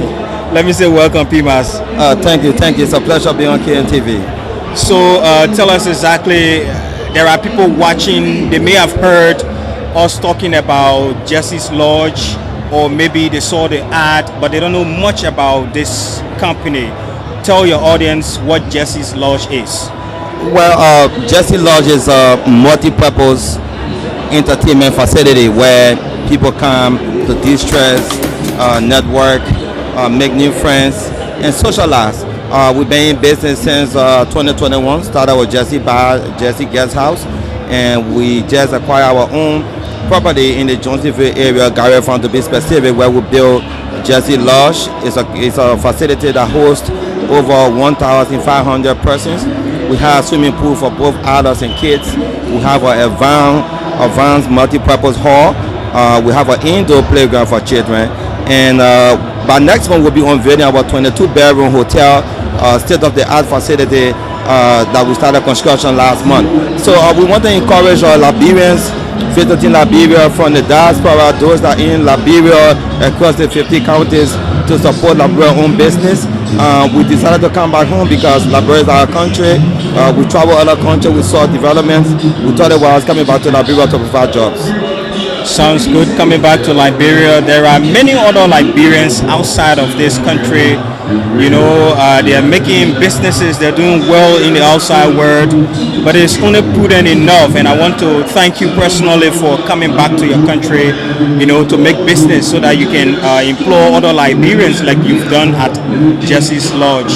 So how is it? I want to come to Jesse's Lodge. Maybe I live somewhere around Fendel. When I'm coming, exactly where do I stop?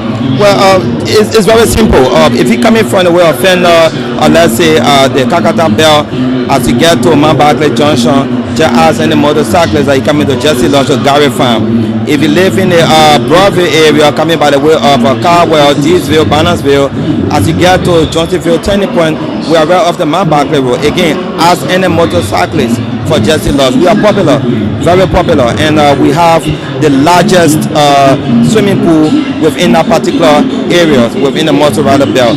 So we are here for good. It is our intention to expand our brand into other areas. Matter of fact, we'll be visiting Lofa very soon. We're doing one in Lofa. We're going to do similar thing in Grand Cayman County. The goal is to take tourists into another level in Liberia.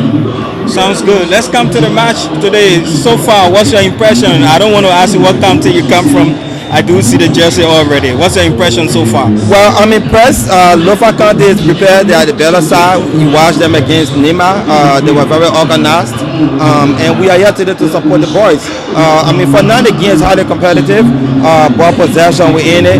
River G is putting out the fight, but from the local teams, River G is just a 30 minutes team. We're going to defeat them in the second half. I can assure that. And my prediction is 2-1. Your prediction is 2-1? Yes. Someone says River G is playing better ball as compared to your team. No, that's not true. I disagree. We all watch the soccer game. We have a very good attacking force. Our midfield is okay. Even though we have some little issue in the defense, especially from the number 2 side, but I believe the coach and the technical staff are going to talk to the guys. They will watch the replays from the screen up here. You guys have been doing very well, and I'm sure they will build up from there. Thank you so much for speaking with us. Thank you. It's a pleasure. So Peter Masakwe comes from Jesse's Lodge. He is the CEO. We want to thank him for joining us here. We do see Joseph Bayoga Dean. We're hoping that Joseph Dean will join us. One of our sponsors here too is Telecel, giving us internet. Well, Telecel is one of the biggest providers relative to internet connectivity or the provision of internet. We want to say thank you to Telecel here. Satcom is also our partner, Price Master, and the rest of the guys. My name is Emmanuel Davis. On behalf of the entire team, we take this break. When we come back, you will listen to your commentators, Nat Success Topa and Anthony Kokwe.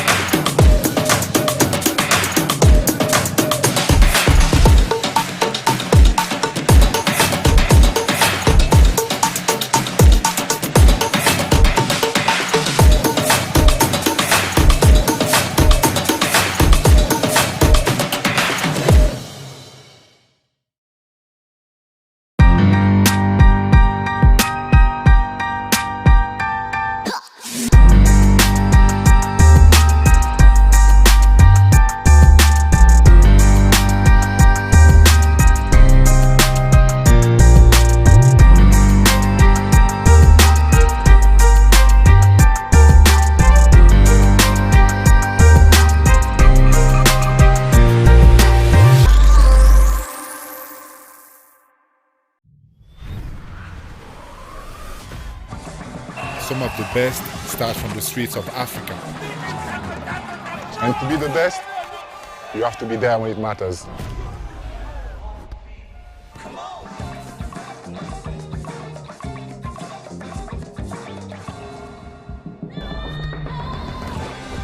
Play for the fun, play for the thrill, play responsibly.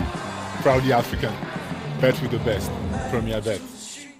Welcome to Uptown Garage, your one-stop auto solution. We are here to redefine your automotive experience. We offer expert auto repairs. Our certified technicians handle everything from routine maintenance to complex repairs.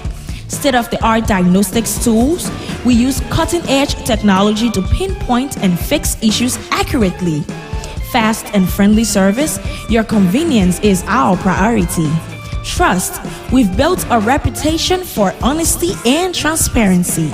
Experience. With years of experience, we've seen it all. Quality. We use only the best parts and materials. Our warehouse is always full with industry standard auto parts. We are specialized in oil changes, brake repairs, tire services, engine diagnostics, transmission repairs, AC service, and much more. We are located at the corner of Broad and Nelson Streets and another outlet on the RIA Road in Rehab. Your vehicle deserves the best. Choose Uptown Garage for top-notch auto care.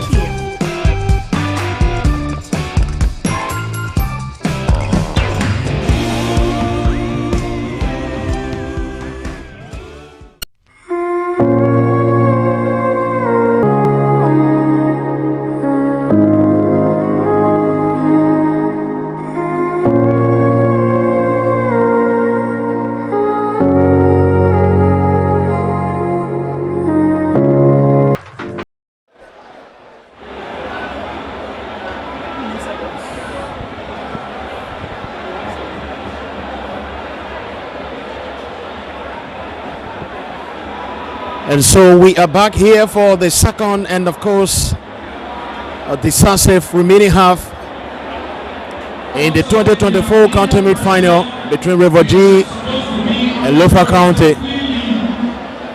It was a very entertaining and competitive first half, but this is the final 45 to decide between these two counties.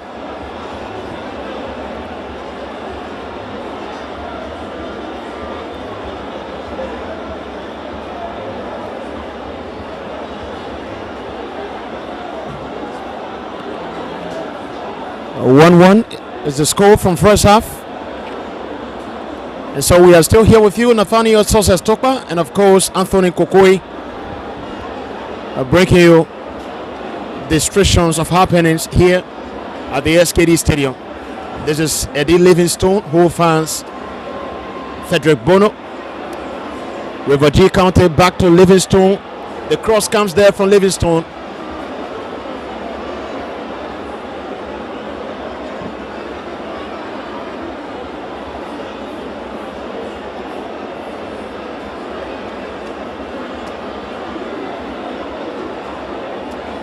Now here for cover Moba, who goes to find Ezekiel Vani. Vani commit a foul despite being in possession of the ball, just extending his arm in the face of Derek Weir.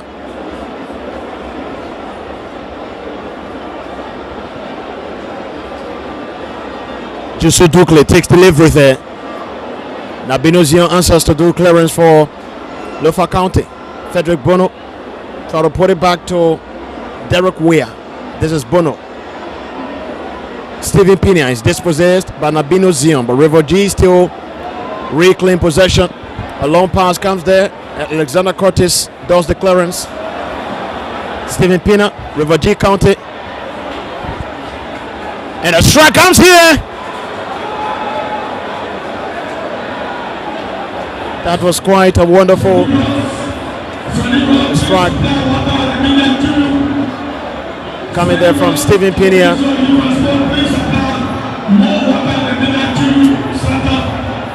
Starting the first half, and an impressive foot again for River G County. That's the second half. The cross comes here. James Tapper goes, but Humphrey Grube catches it. I think that was a lovely piece of a pass coming in for James Tapper, who was right close to put Lofa in the lead for the first time in the match. Yeah, that was a great cross. I can imagine if that was Jeremiah Johnson giving his height, I mean, that would have been a goal for Lofa.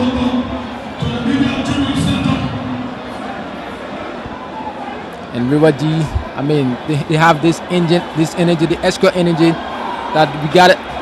At the moment, they just want the game to start. Once the game starts, they're always in the position to remain forceful from start to end. I mean, you can see coming into the second half, making those attempts, pushing forward. I mean, I just admire their energy. Show really good energy, a good effort from them. River G County, they've really won the hearts of a lot of people. And the competition this year has been a long time coming for them.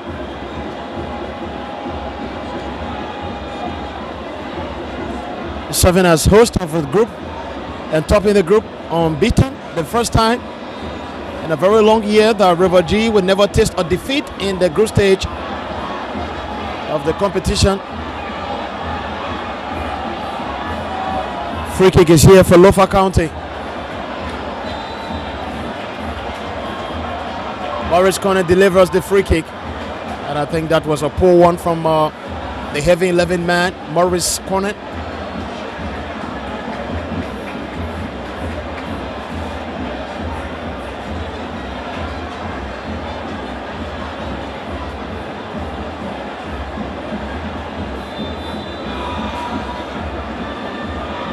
Tackle is there from Alexander Curtis against Blamawea.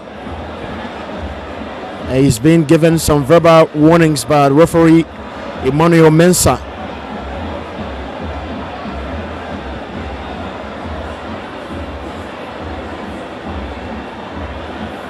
Derek Weah been a really top-notch player, remarkable performance from him for River G County, scoring 5 goals so far in the competition. River G County still here, but Nabino Zio comes to defend there. Blamawea is now here for Eddie Livingstone, who will get a strike from outside. Great effort there by Eddie Livingstone. Great try. I mean, you have to always make those attempts because at a certain point in time, those balls could deflect and could result to a goal. And that's something we really like once it comes to our game in Liberia. We always depend on the crosses, the true passes. Yes, we score from them, but sometimes you have to shoot from distance as those deflected balls could result to a goal. That was a great try by Eddie Livingstone. Really great effort from Eddie Livingstone was brought on just at the brink of the first half. In less than 2 minutes in first half was being introduced for Willie Berrien. River G County still keep their hope alive of winning their first ever County Meet crown. But obviously and definitely they have the indomitable Lions of Wologisi, Lofa County to contend with. This is Stephen Pena. It's now intercepted. Lofa County, Avin Kwava making a run. What a lovely work there from Ernest Newton, the Freeport FC defender again, responding really well for River G County. Great response there from the River G County defense. And I mean, Lofa, this was a great chance. You had about 4 against 2. I mean, in those instances, you have to make use of those kind of a ball in the final attacking third, where you have 4 attacking midfielders or attacking players going up against 2 defenders. I mean, just have to be about teamwork, connect the teammate, and then the 4 of you can be able to make those brilliant decisions and easily get in a goal. But unfortunately, that ball was exposed, and the River G County defender was right on time to clear it.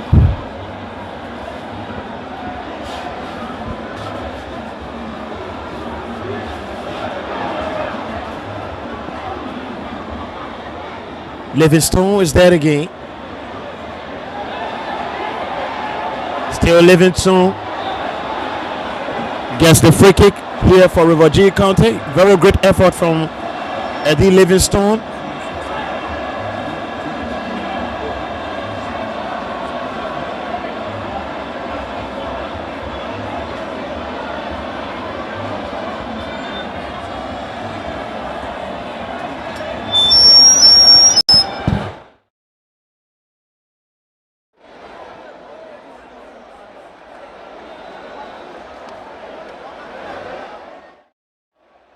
Kick is here.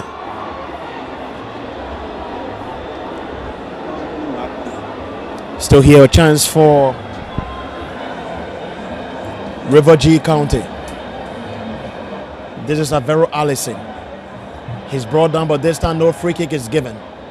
Now Lofa County with the possession, and James Tapper steps forward.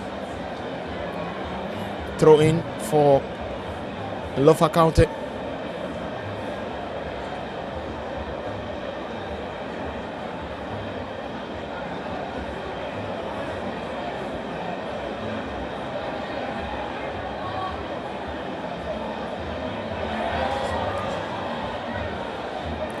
This is James Tapper, who's left all alone again.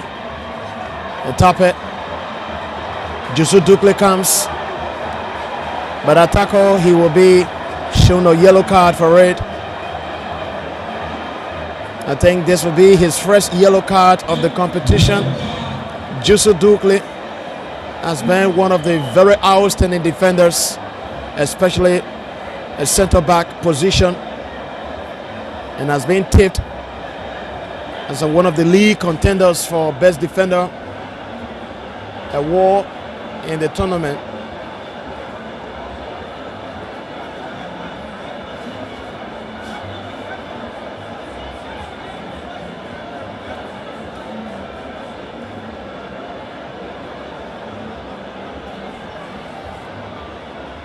It's been quite a great fight from the two teams so far, from what we've been seeing. Great play, great effort.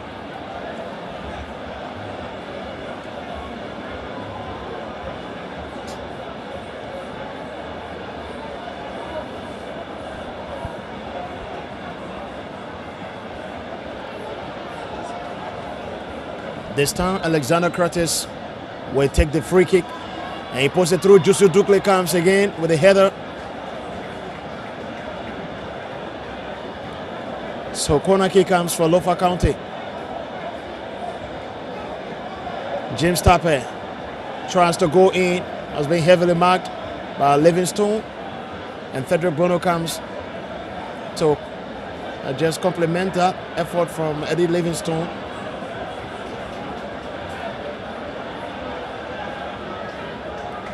Lofa County, this is Avin Quava.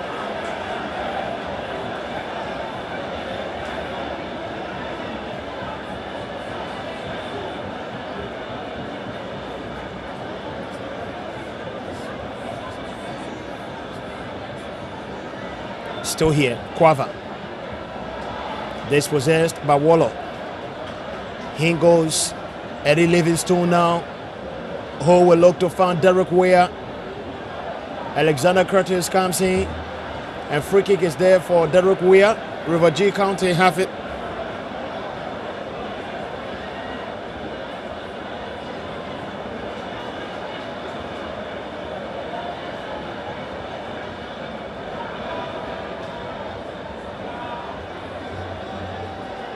This is Frederick Bono. River G County are still here. Now James Tapper has it for Lofa County. Quickly he finds Maurice Corner, who is making his way through. Corner is dispossessed. No foul.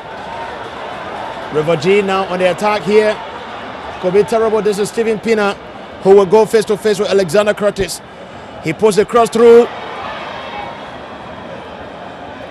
Eddie Livingstone puts up the chase to put it on control, but eventually gets the throw in. That's free kick.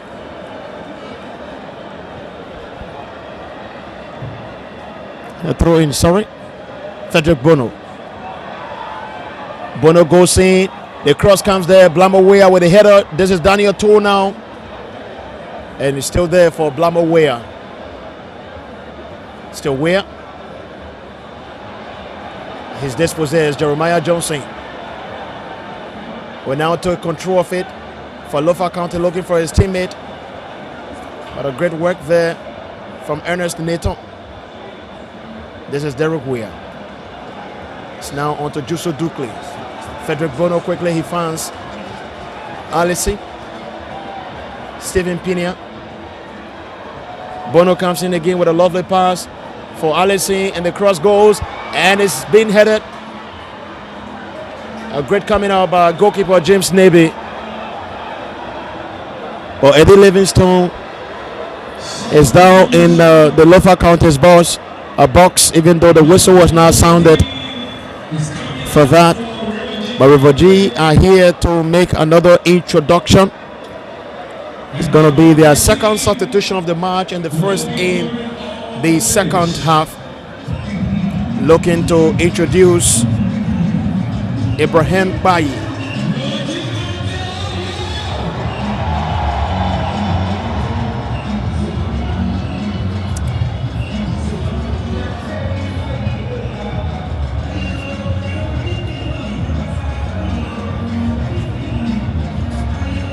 We're now observing a momentary standstill here after Eddie Livingstone was brought down in the box, though there was nothing sufficient for a foul to be given, which could have resulted to a penalty.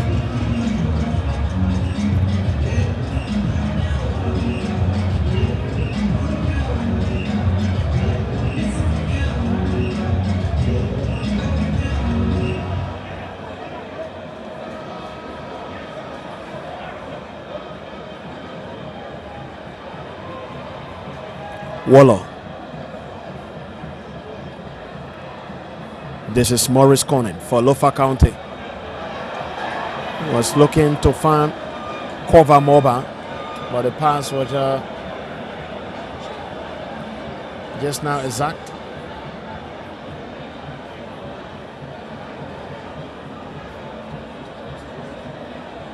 Cover Moba.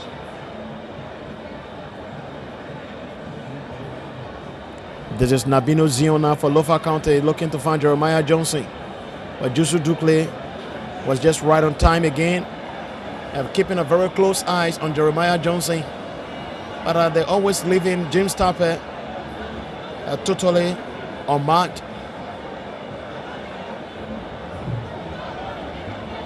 This is now the Lofa County's captain, James Tapper, who quickly finds Morris Corner. Corner tries to gets the reconnection, but Jusu Dukley again was in the way. He's been a roadblock in the defense of River G County in the competition. This is Frederick Bono. Lovely pass from Bono to Derek Weir. Daniel Toe is on the run. And Weir leads it to go Toe's way. Still Toe, who will go face to face with Curtis. Toe manages to go through and gets across, but the clearance comes there from Pascal Harris. Nabino Zion, lovely turn. Ezekiel Vani, Avin Quava, he's onside. Still here, Quava gets across, and no Lofa County players in the box. That was a pretty piece of cross coming from Avin Quava. Avero Allison, foul. James Tapper, and free kick comes for Lofa County.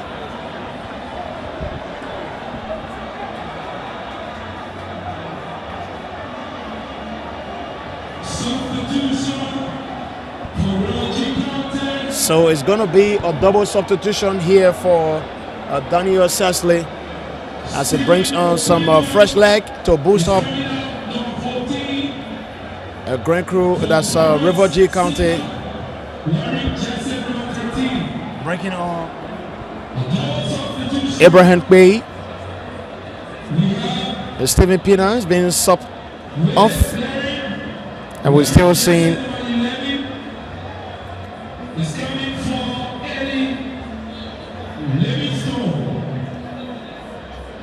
Eddie Livingstone was brought down, though he came on as a substitute, but could not continue the match after going to a tackle in the Lofa County's box by the goalkeeper, He has been replaced now as well. Lofa yet to make any substitution, but they are preparing their first substitution.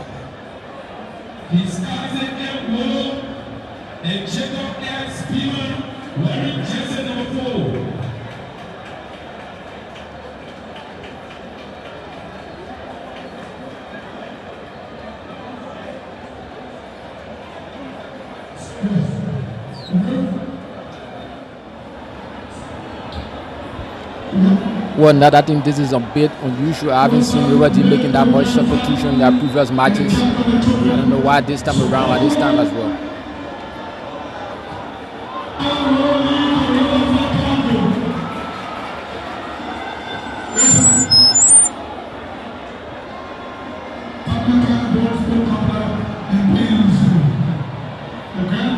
This is Nabino Zion for Lofa County here. James Tapper, but the flag goes up. He was well on his way for destruction, but the flag just came to the rescue of Rivergy County from that dreadful James Tapper's attack. Blamawea is dispossessed by Ezekiel Vani, who posts the pass through. James Tapper is far away.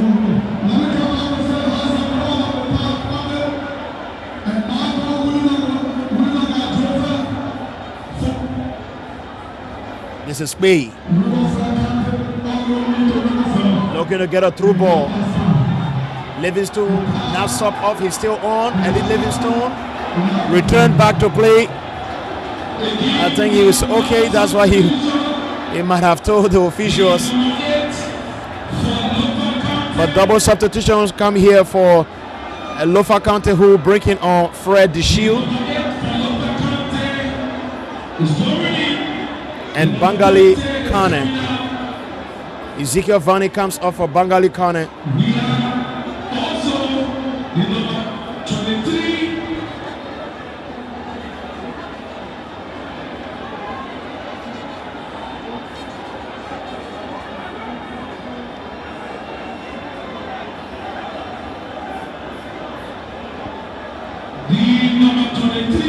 DeShield will come on for Emmanuel Bako. Emmanuel DeShield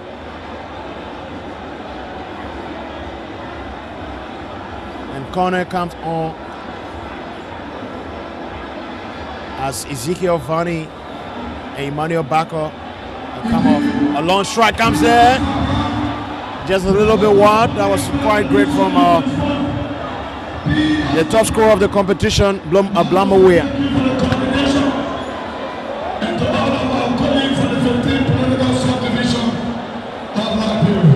We got 66 minutes of play so far. Still 1-1 here at the SKD Sports Complex in the grand final of the 2023-2024 Lofa County. And it's a crack! And it goes in! Just stop it again! Just stop it again! The name Just stop it. What do you remember for the National County Sports? We are special for the final. On the way. A play saved by the goalkeeper, but just couldn't prevent James Tappert from getting his second. To put Lofa County in front for the first time here in the grand final. We saw this in the semi-final. Lofa County went down. Made a comeback and went on to win them back. And we are seeing another comeback here. Will they continue to maintain the lead to end this game? Still plenty of minutes left to play. But at the moment, it's Rivergy County 1, Lofa County 2.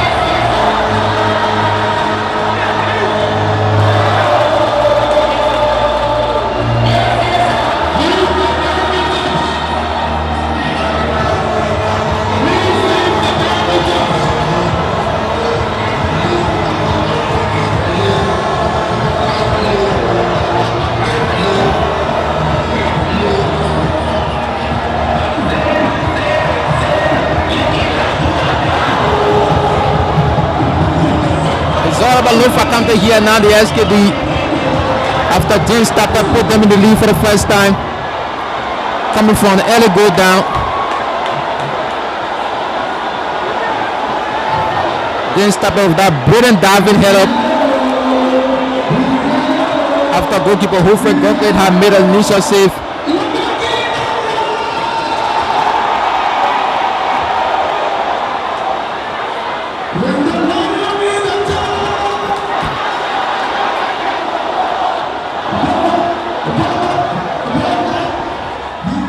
And it's a scrap from River G County, but it's a goal kick. River G County trying to score another goal this time around to get an equalizer.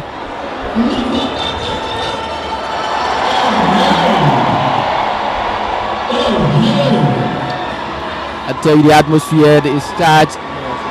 You have the Lofans here in numbers in their dominant green.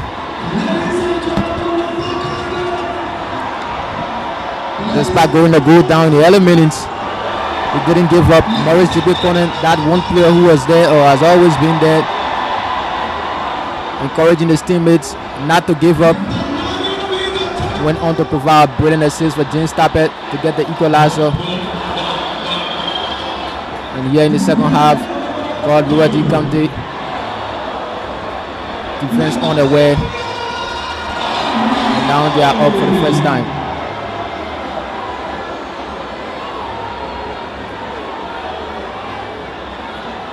Daniel Cho trying to get his way through there. He's been fouled. Referee Emmanuel Mensah calling for a foul right at the edge of the box, and this could be trouble for Lofa County. A free kick in a very dangerous position. Daniel Cho was making his way through there to collect that through ball.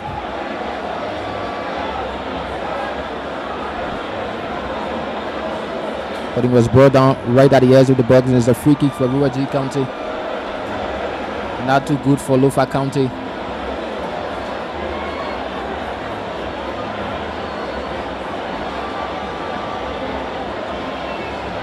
Goalkeeper James maybe in his defense would have to defend this one. With 71 minutes of play.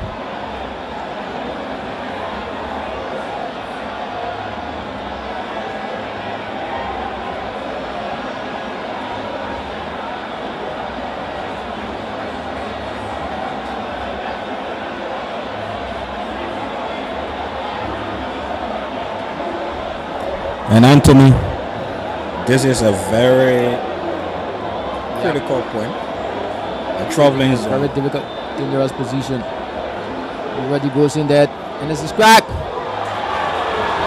And it's a brilliant save by goalkeeper James, who safely hindered that one. He has been one of the outstanding goalkeepers as well in this competition, preventing River G from getting the equalizer here.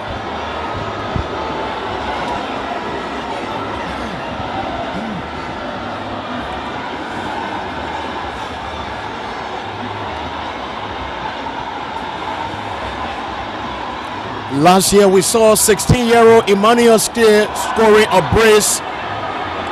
I mean, that was a very reckless challenge there by Jusu Duplé. I don't expect him to do that. You have already been booked. I mean, referee has blew the whistle. The foul is in your favor, so why go on to tackle your opponent? This might be trouble coming for River G County and might be even more disastrous for them.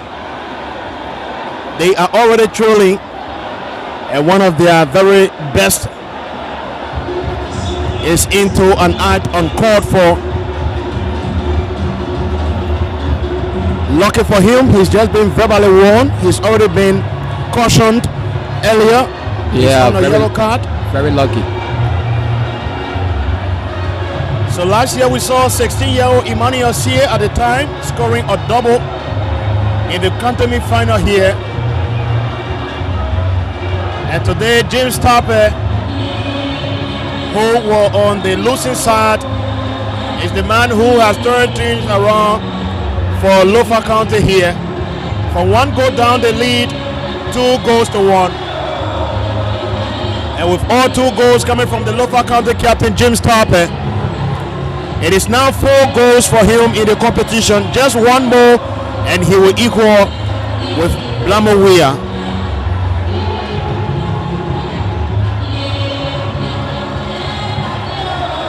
Always showing up on a big occasion and in a big style, James Tarpe.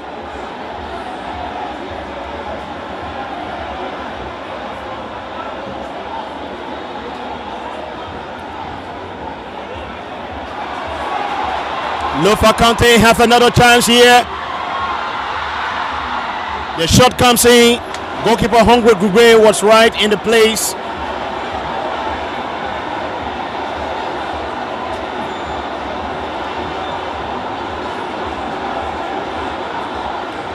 Gugbe was the goalkeeper for Grand Croix County in the final against Neighbor County back in 2020. I tell you, the Lofians are now on their feet.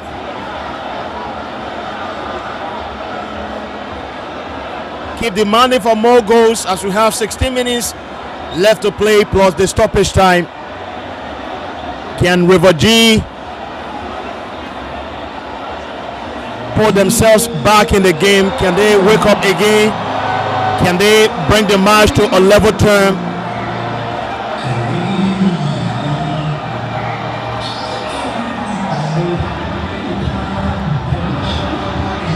Can today be the day for River G County to write their name in the county history? Or will it be a day for history to show its crucial side to them again?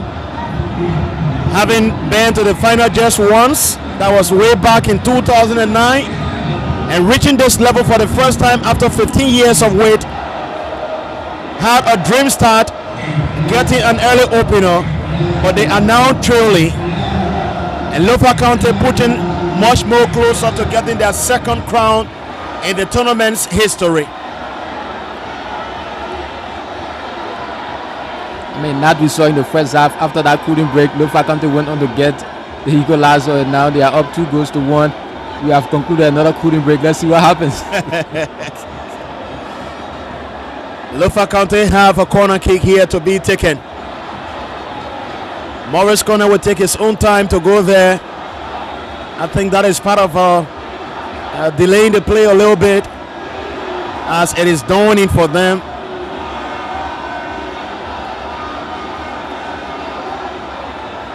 After losing the final in the last episode, could this be the moment for Lofa County to get consolation for their defeat in the grand final in the last edition of the competition? This is Morris Corner. He gets the cross through, no Lofa County players there. The clearance comes from Avero Allison. Bay. It's down here, Eddie Livingstone. Cover Mobile comes to the clearance. Kunabe controlled by Captain Daniel Toh.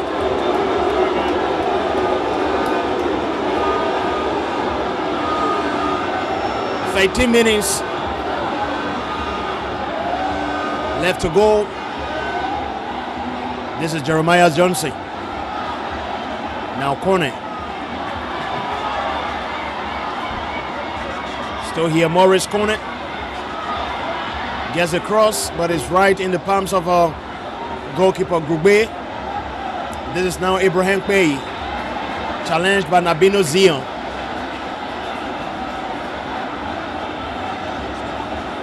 Dukley.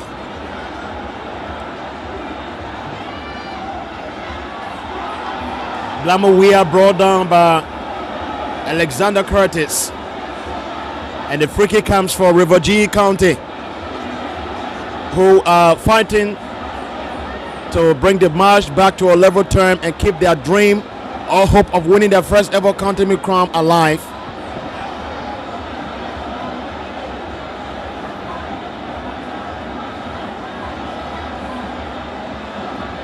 They have had a very fascinating run, impressive from the group stage to this level.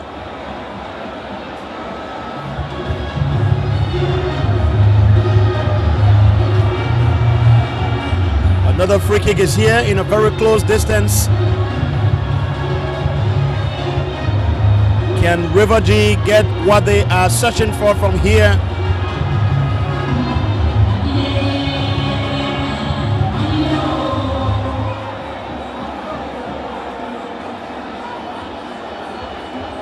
The strike comes there. That was an incredible save from goalkeeper James Navy. A direct one penetrating the wall straight to the gloves of goalkeeper James Navy. That was a powerful strike. The goalkeeper was in the right position as well. This is Livingstone. He puts it through for Derek Weir. Cover Moba was right there. And a long one from him tries to get a counter attack. Our goalkeeper Humphrey Grube was right there too for River G County. Eddie Livingstone is here. Livingstone gets free kick here for River G County. A couple of set pieces coming in succession for River G County. And I think Lofa will have to be a bit more careful giving away these set pieces. Yeah, you just can keep giving away set pieces, especially in the dangerous era. I mean, right now River G are down. I mean, they will do everything in their power to ensure that they get an equalizer. Derek Weir. The strike comes. Put in offside position.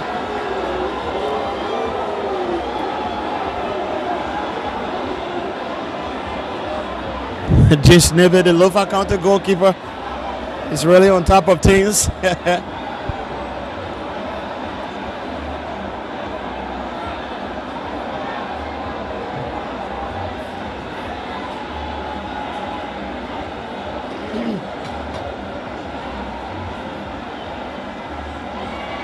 Long kick sent back home by Ernest Nathan.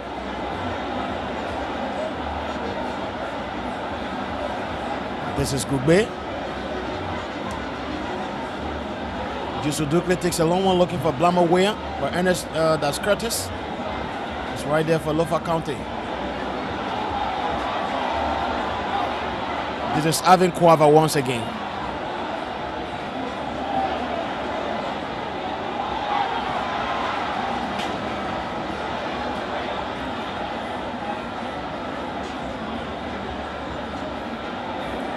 Eddie Livingstone.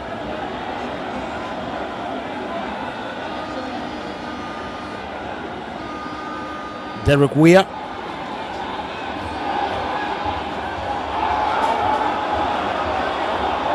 That grand River G County player brought down. But that was a clean challenge. Now seeing the assistant referee lifting his flag. Avero Allison giving possession away carelessly and could be troublesome for River G County now. Avin Kwaba gets it here for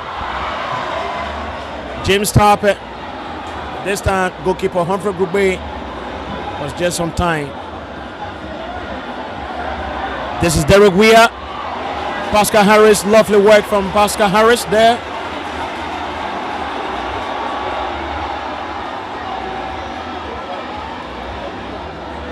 Frederick Bono. Daniel Toll is now here. Avero Alexi. River G County. Alexi. Toll here now, the captain. Frederick Bono gives it away. Jeremiah Johnson gets Avin Kwaba involved. Avin Kwaba is in. Avin Kwaba. Humphrey Grube with a lovely goalkeeping there. Yeah, that second touch from Avin, I mean, it led to the entire attack not being successful. It was just way too high from the second touch. The first one was brilliant. He could have just touched the ball the same way he did from the first instance. I mean, that could have put him in a better position either to shoot or to give a true ball. I think he was more looking towards James Tapper to see whether he was anticipating. But Tapper was already offside when the attack was being. So that's why he kept pushing the ball, but the second touch was just way too high. He couldn't just pass the ball to James Tapper because he was in an offside position. Lofa has 7 minutes to win their second county crown. Can they maintain that, or will River G turn things around here in their own favor? But the hope is a little bit fading away, especially from the supporters.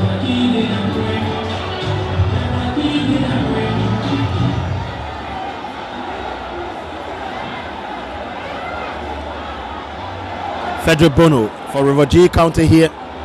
He found Spade, who gets a low one looking for Derek Weir. Weir posted on control. Avero Allison gets the struck and blocked away beautifully by Curtis. This is Spade again. Still here, Abraham Spade. A long cross come, but not really a good one, but it's still here. This is now the man, James Tarpet. Tarpet goes face to face with Jusu Dukley. This time, no free kick, no foul. Blamo Weir. He finds Livingstone from the right flank.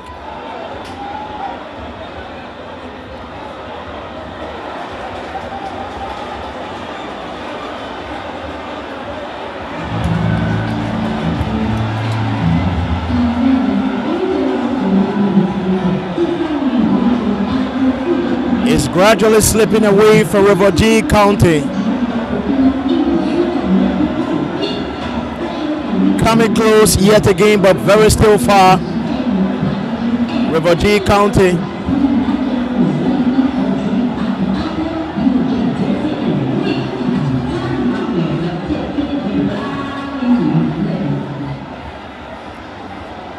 Bay. It's now here, Frederick Bono. This is Daniel To. Who finds Avero Allison. Allison gets a cross, but not a good cross from Avero Allison. Just so a little bit disappointing.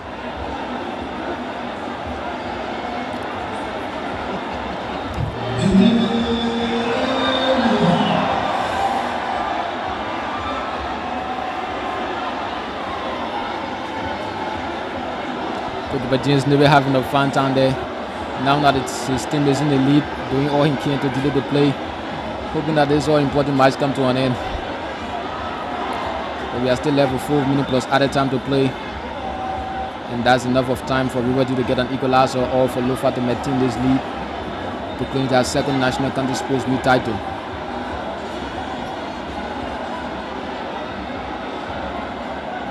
Less than 4 minutes plus the stoppage time.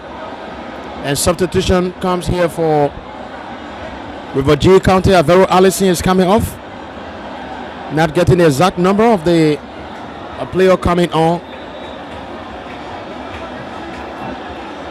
That's William Kofa who comes on.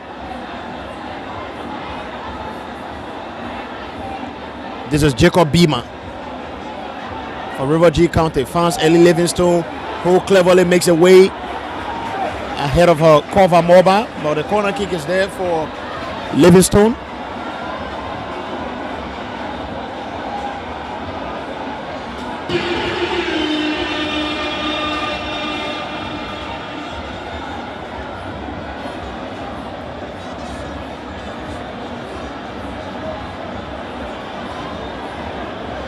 We have a player down in the box, cover mobile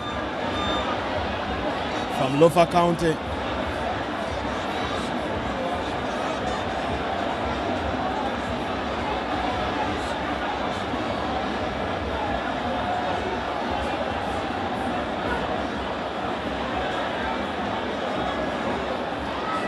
What a turnaround for Lofa County here.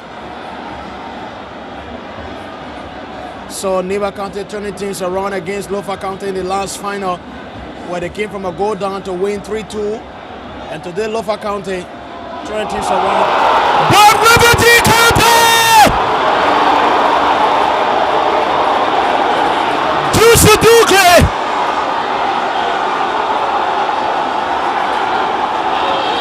The hope is still alive! for River G County. Juicy Dukley with a phenomenal header.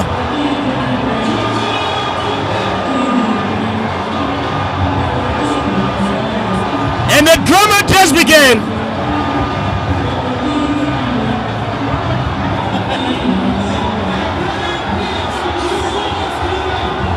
It's not over yet.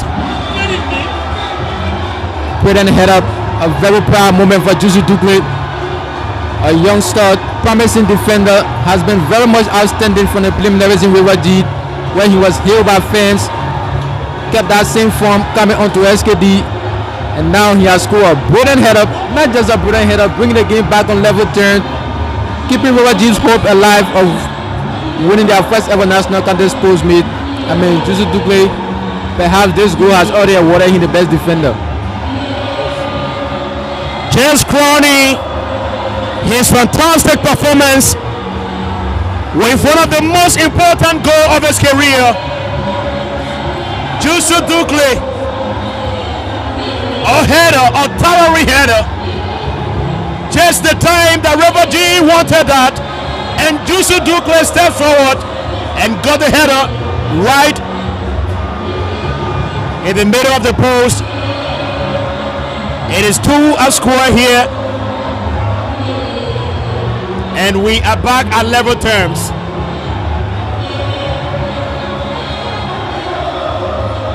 River G just don't give up. Regardless of the remaining times in the game, they just don't give up. We saw that fighting spirit since they came here at the SKD. They have continued, they have maintained it, and they continue to do it. They have shown it here again in the grand final. You just can't underrate them. You just can't overlook them. Regardless of the time left or the minutes left to play, River G just don't give up. That fighting spirit is always there. And I can tell you, if this game would have gone to extra 30 minutes, River G are going to have the edge. I think we might be heading into extra time. I can remember announcing the stadium announcer earlier, spreading information in the semi-final about our game extending into extra time. Though earlier they have said that the extra time has been ruled out, resulting to the pole lighting here at the SKD Stadium. Well, let's see what's going to be the final decision here, but it will be headed straight for post-match penalties. We've already crossed the 90 minutes mark, and yet to see the additional time being posted. And goalkeeper Humphrey Group goes down. The stadium goes wild as supporters of River G's County stand to their feet in joy and excitement.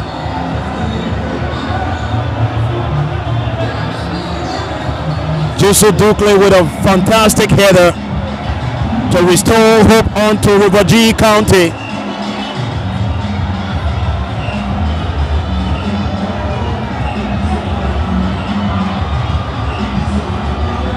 Making a case here for the southeastern belt, River G County. But I think they are making it more for themselves.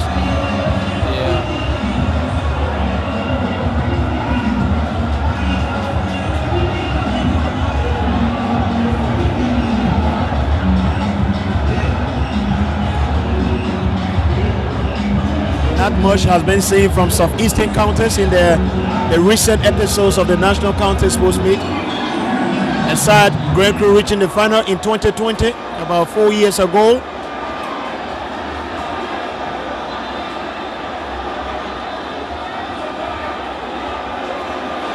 The full-time whistle goes, and it's 2 apiece after the full 90 minutes at the SKD here in the 2024 final, or county meet final between River G and Lofa County. So we're now looking to see what is going to be the next decision, whether we head straight for post-match penalties or an extra 30 minutes to be played here at the SKD. But it's been a fantastic match. River G went in the lead earlier in the first half with a brilliant goal coming from Blamawea. James Tapper responded and got the equalizer for Lofa County and scored again to put Lofa in the lead. Just when they thought it was over, Jusu Dukle stepped forward and put it through to give hope to River G County once again. A very entertaining and competitive final. This is how you expect a grand final to be. I mean, very entertaining from start to finish, and that's what River G and Lofa County have done here. I mean, look at that header from Jusu Dukle. Very brilliant header. The entire Lofa defense stood up, and Jusu Dukle came from nowhere and just flew in to get his head onto that ball. Brilliantly giving goalkeeper James David no chance at all. What a header. Very brilliant. And I think he's just added to his credit. There's been a lot of praises lavished on him. Yeah. For his incredible performance in the Riverside County defense. And that fantastic goal just solidified his chances of becoming the defender of the tournament, as he been tipped to be. Well, let's see what happens as we still look forward here, but I think we will have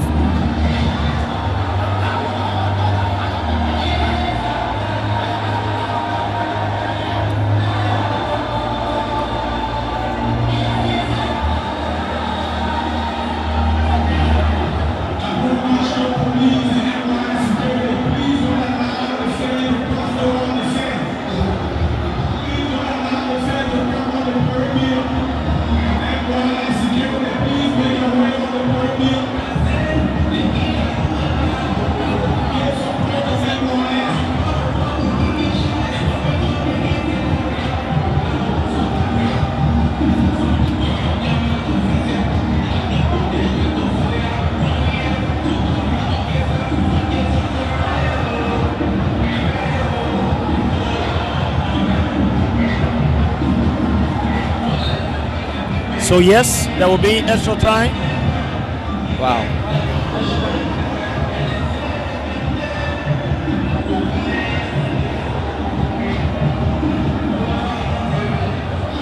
After the full 90 minutes and the all square with 2-2 score between River G and Lofa County, we now headed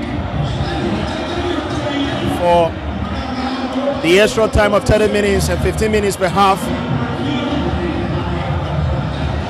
If no winner is decided, we will have the post-match penalties to give us winner of the 2023-24 National County Sports Meet.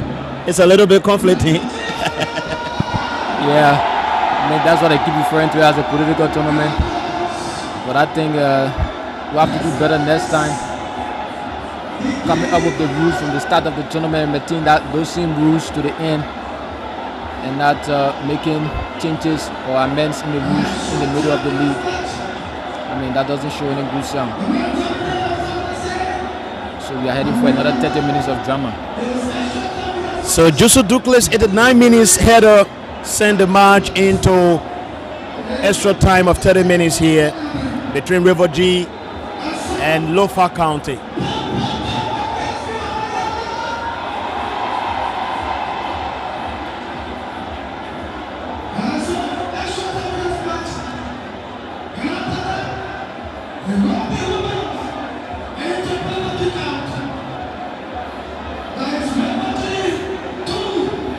James Nebe.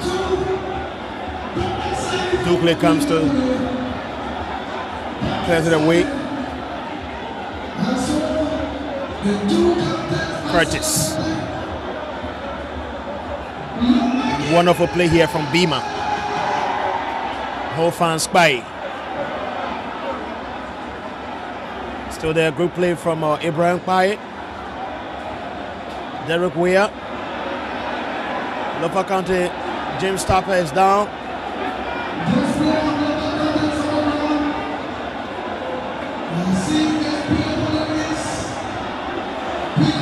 Don't know what is the exact problem because I did not really see him go into attack with any player. Yeah, he went down like himself. Yeah, probably there's something wrong with him.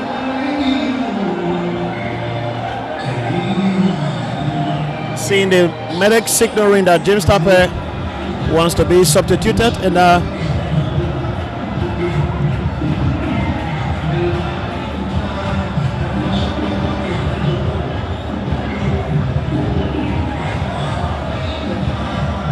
Lofa County cannot afford to lose James Tapper at this stage of the match, because his presence is very, very significant to everything they do. And you can tell from his expression, he himself a bit frustrated to go out. If he doesn't recover from it, I mean, it's a huge setback for them, because he has been a real threat to the defense of River G. Losing him at this time of the game, it's not good at all. I think James Tapper might not just end this match, because we already see a replacement being prepared, and seeing Andrew Sadwe.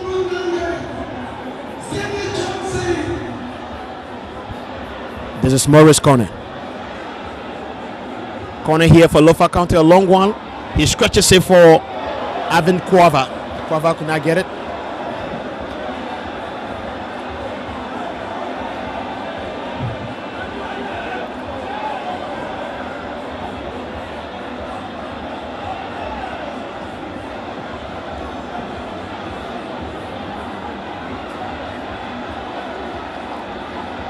This is River G County on the attack here.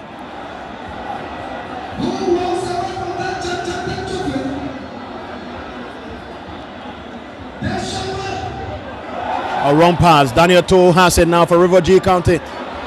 Looks to find Ibrahim Paye. And there was a foul from Paye.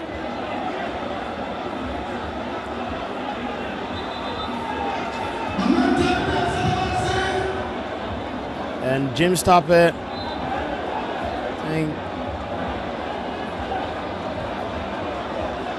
yes, Jim Stopper now is not able to continue or end the match. So a replacement is coming in for him. This is Avin Quava for Lofa County. There Weir comes with a lovely work. Dukley back to Weir.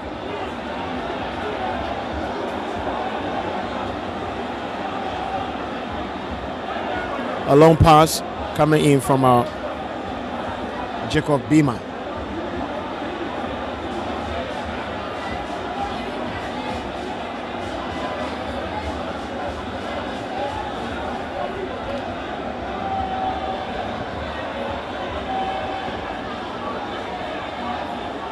Kofa.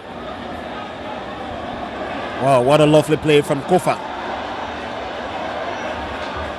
And I think the boys already been played. Just look for your teammate to pass it on instead of keep hanging on it.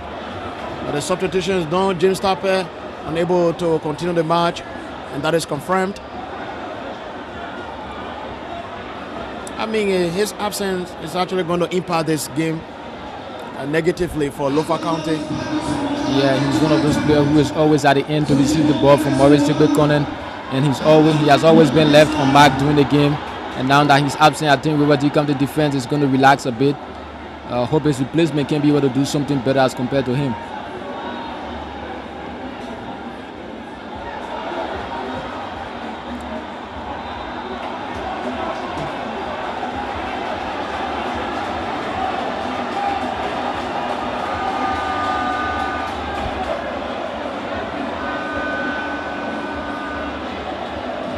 Still here in the first half of extra time.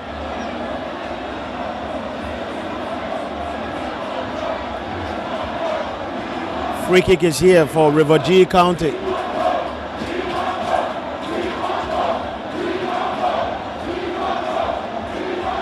And supporters motivating the players with a huge chant. A chanting for goal.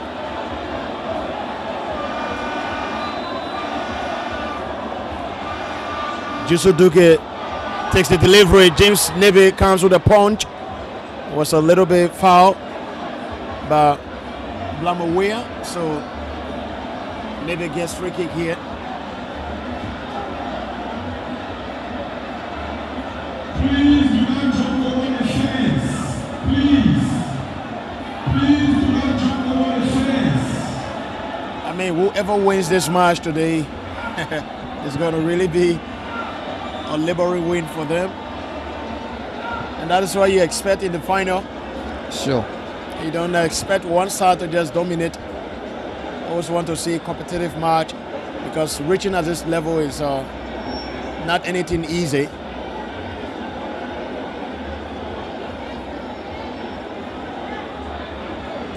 Having Quava is here for Lofa County.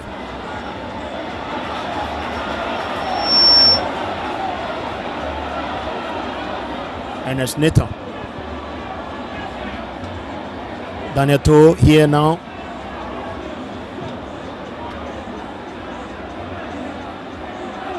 Kofa. That's Bima, who was just brought down. And of course, free kick will be there.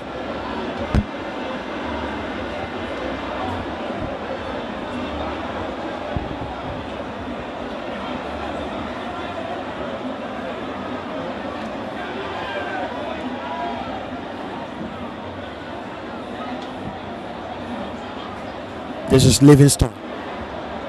Still here, Eddie Livingstone for River G County. Now coming for Ibrahim Pai, who easily found conversions. That was a beautiful play from Kofa. That was a great opportunity to give his team his lead again. And I mean, shoot for the angle instead of looking at where the goalkeeper is. You know, make the goalkeeper to run for his money, give him the run for his money by shooting for the angle where he will scratch his hands, try to prevent that ball from going to the goal net and not focusing on directly him. But that was a great attempt. I think Ibrahim Pai coming on has also brought a lot of boost to River G County. His contribution been so very much immense. But this is Murray corner now for Lofa County. Well, that was a poor decision. You have this Saturday been jam-packed. I mean, try to switch plays where you have your teammates free on the left flank instead of bringing the ball back where exactly it came from. When you have that place that is well occupied at the moment.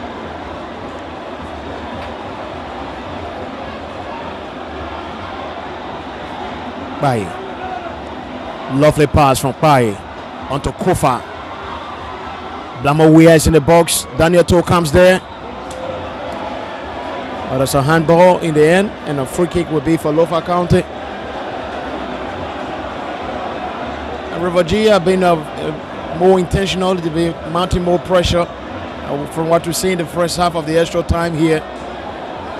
I mean, that's the River G we know. They just don't slow down. I mean, the players have extra energy. You don't see them like players who are exhausted after going 90 minutes plus. I mean, you still see them like the game has just started. This is Neto.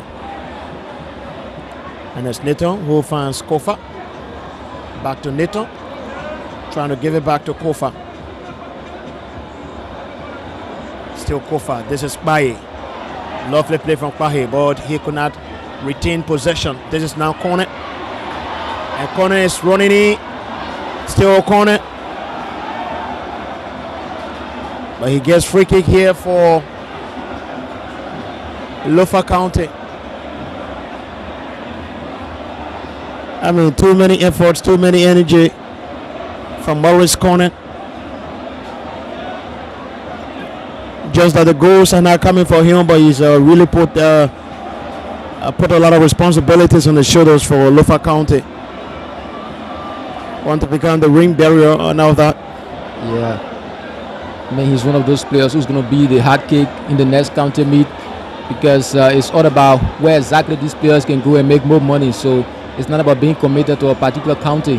I'm telling you. So we may not be surprised to see Maurice Gwekone playing for Nimba County in the next edition, or perhaps Juicy Dugle featuring for Lofa or Nimba County, because each county wants the best breed of players to be able to win the competition. So there are other county officials here as well who have already made their list that these players must play for this county in the next edition. And that is the beauty of it. It's always about bringing people together, though a lot of people have been proposing that probably you have players playing for their original counties or counties of birth and not playing all around. But this thing is the same nationalities. You don't have to be from Lofa County before you play for Lofa, or Lofa doesn't have to put a policy that except you are a Lofian before you play for this county, because as a matter of fact everyone is a Liberian, so you have to give everyone the equal opportunity once they are available to do it. Sure. Even though at certain time, originality comes in where people, for example, a player being a very good player and maybe he's originally from Niba County and Niba is playing Lofa. Like last year we saw it, the pressure was on Pascal Harris, and we even started hearing that people were saying he's not really going to perform against Nimba because he's a Nimbayan by birth and all that. So a lot of pressure come around, and other counties also do that to other players. Sure.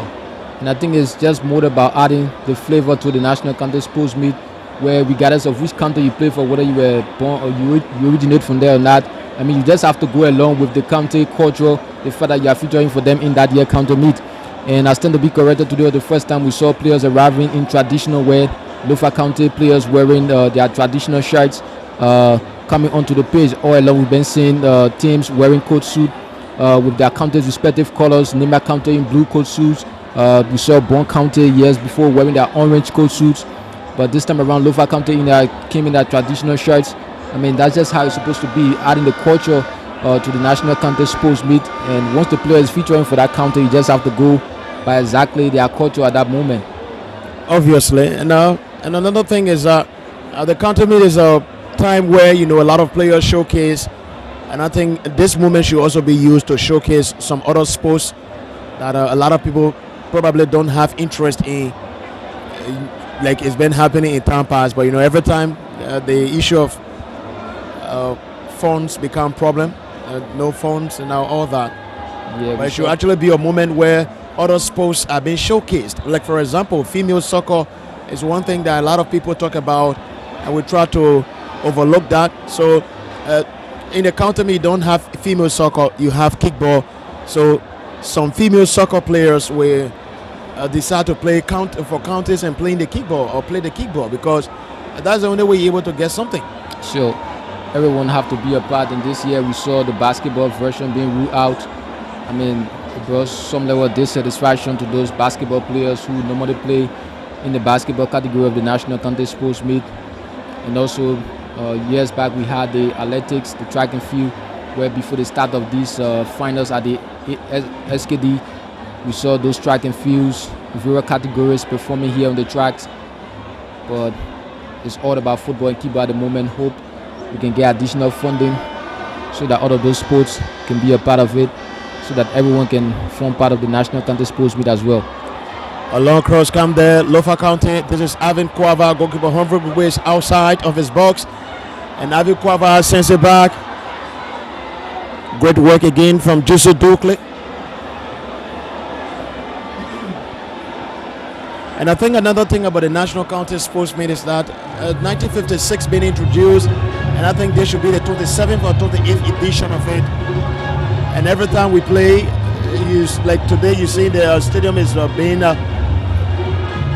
overly crowded, even beyond the capacity, and a lot of funds are being generated. The county spend a lot of money, but at the end of the day, we don't see any benefit of the county meet. For example, we say this year, or our target is we will build a mini stadium in maybe a Lofa County, and when the funds are generated and these plans are in place, you will see the result of the National County Sports Meet, and even others who don't have the opportunity, they definitely going to take a time to see these things around and say, at least this is what the county meet has done. I mean, it will make it more competitive where, let's just say the country that is going to win the competition. Yeah, probably. I mean, definitely you're going to benefit the mini stadium. I mean, that's the time you will find players themselves who want to see stadium in their hometown. So Okokwe will now want to go and play for Grand Bassa County, win the county meet, and they take the mini stadium to Grand Bassa County. So definitely he will want to go and play for his Lofa County, where after winning the national county sports meet, the county is going to benefit a mini stadium. If they win it 2-3 times in a row, I mean, they benefit more mini stadiums. So those stadiums, I mean, once you enter that, you're going to see on the marble stone that yes, this stadium was built SYZ time when Lofa County won the national county sports meet. And I think that that gives a more glaring evidence than just having the mere memory. Yeah. You know that my country has won. We've won 5 titles. We've won 2 titles. We've won 6 titles, without you showing anything. And another thing is the country come to the tournament, and when they win the tournament, the winning prize are being taken and being put part of expenses for the steering committee, and that is wrong as well. Yeah, the winning prize should be taken back to the county with a trophy, and this is what we won. We went for the tournament, and this is what we won, and they can have decision instead of you putting it part of your expenses, whereas the county is going to reimburse you for everything you spent. Yeah, that's something. So I think it's just robbing the county. Yeah, the organizers need to look into that, because apart from the amount that is allocated by government annually for the competitions where teams get the preparation fee, where you have to use some of those operational funds for the host counties to prepare those facilities to host the game. You have other sponsors. I mean, as you look on the field here, we have a number of sponsors, ArcelorMittal being the hairline sponsor. You have EcoBank, Winners Incorporated, LPRC, Orange Liberia, Dustbed, Liberia Marathon, and you name the rest of it. I mean, that's a huge sum of money coming in. I mean, these sponsors have the money because it is a national county sports meet. Once they see their brands all around the stadium, I mean, they are satisfied, they are pleased. I mean, go on to sponsor some of the broadcasts, as you can see on KNTV, Premier Best sponsoring it. So if you go out there, seek more sponsorship, partnership with companies, they're definitely going to put more money in. So those funds should be used to set something aside that at least we can remember, and not just reading all of these great stories that yes, Nimba County has won it 6 times. When you go to Nimba County, you just can see any project that was undertaken after Nimba County had won the national county sports meet, even the players themselves. I mean, this is where players have to benefit individually, and as well, they are club teams. Almost like the World Cup, when you go to feature for your country in the World Cup, and then every match you play, your club team stand a chance to benefit. So all of these players come from a club team in the 3rd division, the 1st division, and the community leagues. I mean, at the end of the day, the players benefit individually, but the clubs themselves also have to benefit, so that at the end of the day, everyone can enjoy the share of the national county sports meet. Even though this club team president didn't play, he's not part of any county sports steering committee, but the fact that he has more than 2-3 players featuring for different counties in the competition, his club team also benefited. Seriously. And it could be done in a way that if a county wins the tournament, we're going to construct a mini stadium, maybe a 3,000-4,000 capacity stadium. Yeah. And since every year we have funds going to those various counties from the government, they too can have a part to play, right? They can have a part to play in the construction of that mini place, or you try to refurbish pitches that they already have in those counties. You know, like about five years ago, a tournament was staged in Bomi County, for example, where the games there were being played. A game there was being played at the CH Dewey sports pitch, and you saw the Phoebe fans with palm touches. Yeah. And that was quite disgraceful. The county is a very big tournament. It should not just be big because of the excitement people have, but it should be big because of how it's being branded, of how things happen within the tournament, and not us always trying to bring the nation to a public disrepute using the county, because you have a lot of people following, like during the neighbor county and Grand Junior quarterfinal match, when the match had to be a push into the extra time, and we did not see floor light here. You have to announce that there will be no extra time because no floor light, postponing extra time to the next few days. It was just something unfortunate. I mean, if you don't want to take it to the counties, the national stadium itself that these matches are being played on, there are other things that need to be improved on. What we have here are not the original dugout seats, and we are quite knowledgeable about that. We know the original ones, we know the costs, we know the price. I mean, take some of those funds and utilize them to refurbish the entire place so that it will meet CAF standards. And we have other international matches that will be played in the coming months.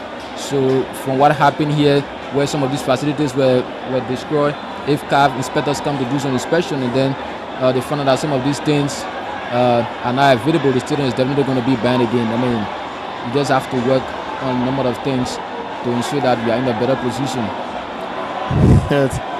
The country meet never ceases to produce drama, seeing an angry fan running from all the stands into the River G post, and the goalkeeper is also having a Bible lying in the post. So they thank him to take the Bible away.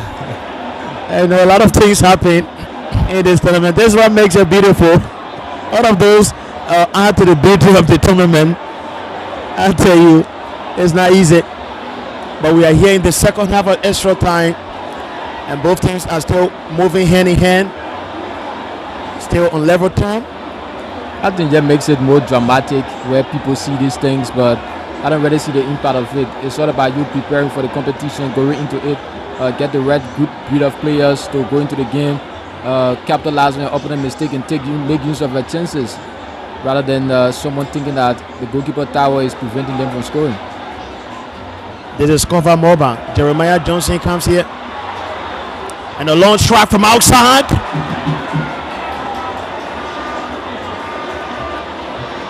Just flying over the crossbar.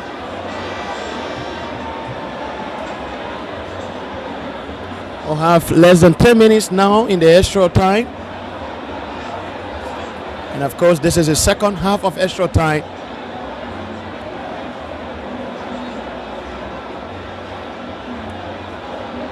River G County. Lovely work here from Avo. That's a cover Moba. The pass there not quite a better one.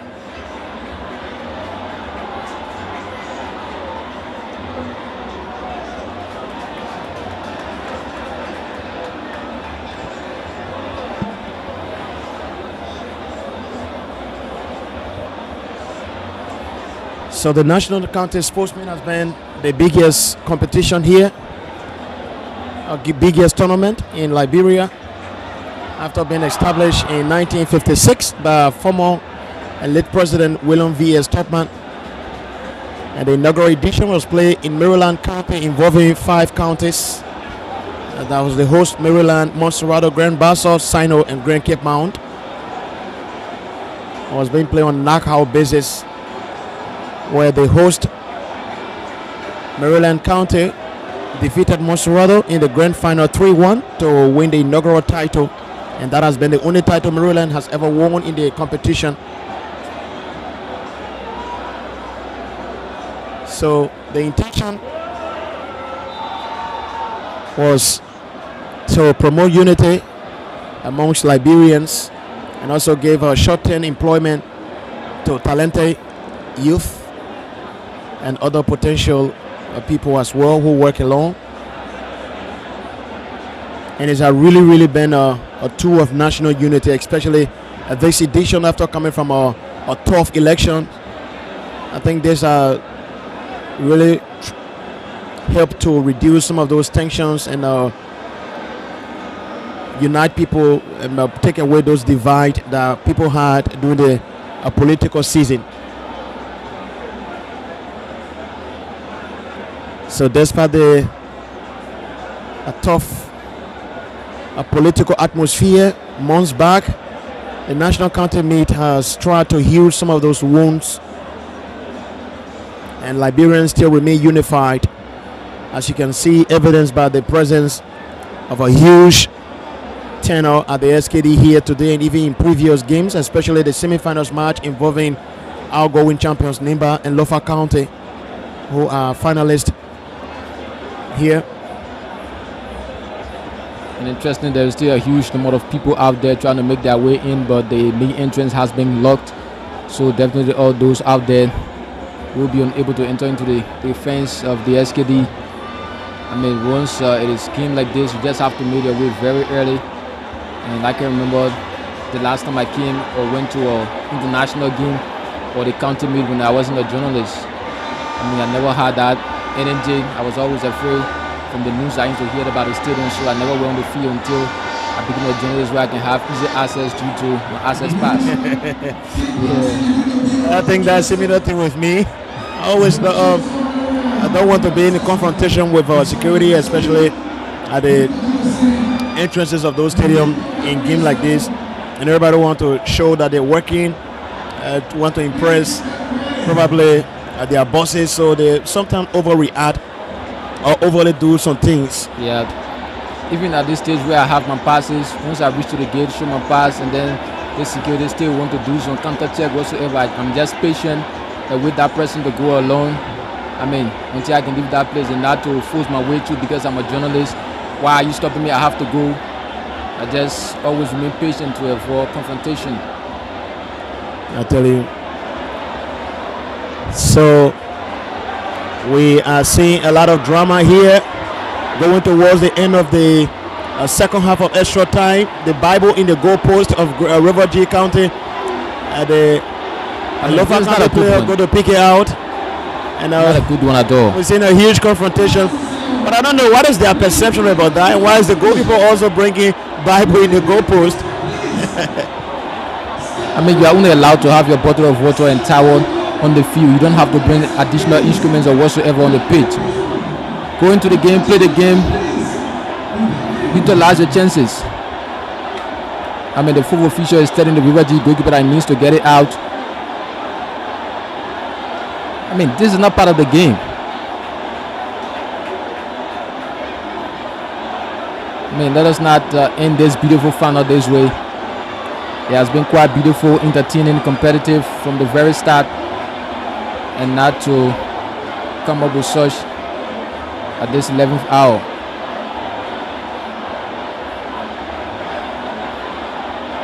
I mean, before these games, we all go to, these players go to churches, some go to mosques, pray before you come to the field. Before games start, we see them praying before they can even touch the ball.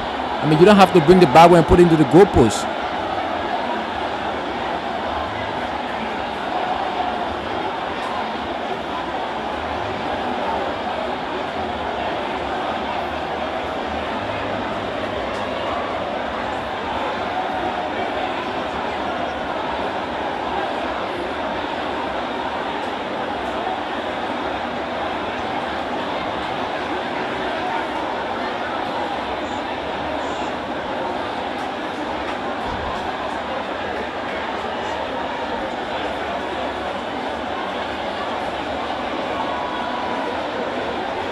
I mean, I'm one person that don't give credence to these things because I don't think it has any impact into the game. These players come from their real teams, club teams. If they think they know about these things, some of them play for these club teams that have been relegated. Why didn't you use that same method? Moreover, the coaches. You have coached several teams at the club level and you haven't succeeded. Your team were relegated, your team didn't win the trophy. So why keep doing these things? We see our club team struggling in the CAF Champions League, the CAF Confederation Cup. I mean, we have to do better, man. It's just so unbelievable and dramatic. And so then you ask yourself, just like you're saying, why are we not making rise? Why are we not making headways in other international competitions? Since maybe with you, some of these things that we claim to believe in are things that actually work for us. Well, both teams have been reduced to 10 men. As players from both River G and Lofa County have been shown a red card, I think they went into a fist fight. So the both of them have been sent off. That is Kova Moba and Abraham Pai. A red card being shown. Abraham Pai from River G County and Kova Moba from Lofa County. Both being shown red card by referee Mensa after going to a fight because of the Bible in the goalpost. I tell you, this country never ceases to amaze people. Every day there is different drama, every day there is different story to take from here, and it just gives you a lot of memory. You know, after the tournament, when you go home and you begin to retrospect on some of those things, you just begin to laugh. Why would you be playing bring Bible to put in the goalpost? What is it going to do? It's so that the Bible has power on its own. But I think the Bible power is not just in the book. That's just a book. But it's how you believe and how you think it's going to work. Yeah. I mean, you have the faith that you're going to win. You also have to apply all of those skills, those skills and efforts that you as a team, as a player, can apply to ensure that you win the game. Free kick is here for Lofa County, and a long delivery is up. Jeremiah Johnson gets ahead of the wrong way, but the whistle sound goes. That means there's no trouble there for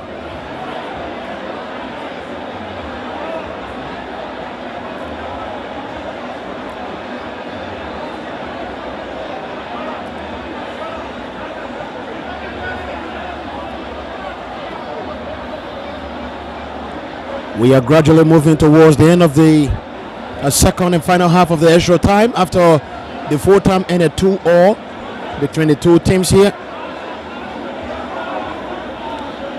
Now still level here, 2 goals apiece, and both teams are now reduced by a man each, so it's now 10 against 10 after Cover Moba, Lofa County, and Abraham Paye, who came on as a second half substitute for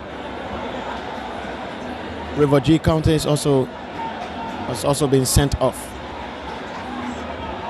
Jusu Dukle comes with the clearance, but also looking for connection with Blambo Weir. This is now Avin Quava.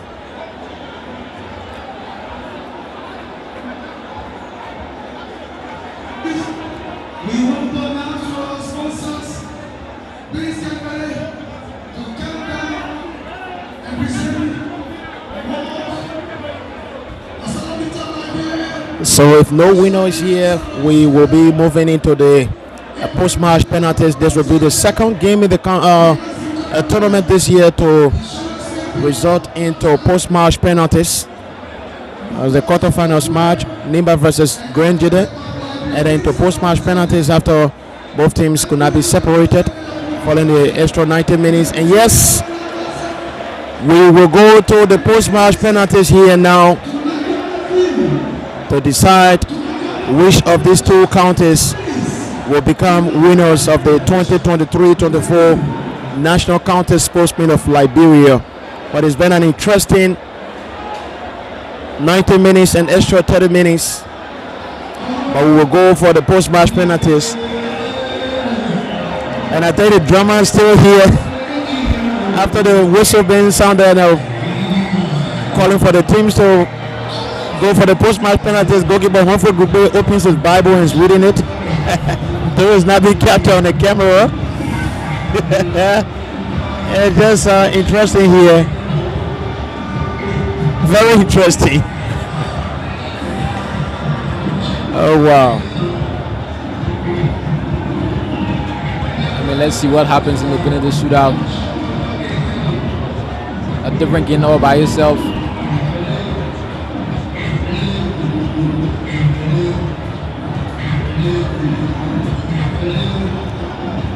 I mean, this has really been quite a final. This is the type of final you expect. And both teams prove that they deserve to be into the final. Especially River G, that fighting spirit, not giving up.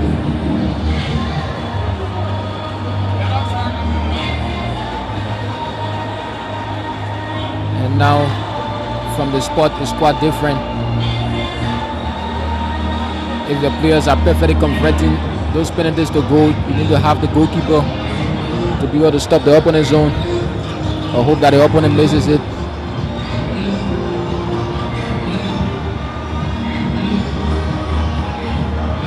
And James Nebe is one of those goalkeepers that is very good when it comes to penalties. So River, you have to be careful. Make sure they use enough of power onto their balls. Right there, plays it.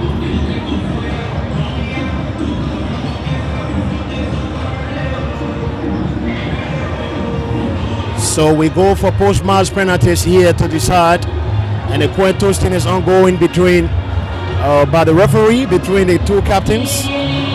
So Jeremiah Johnson now wears the captain's armband for Lofa County following James Tapper being ruled out for injury and could not complete the match.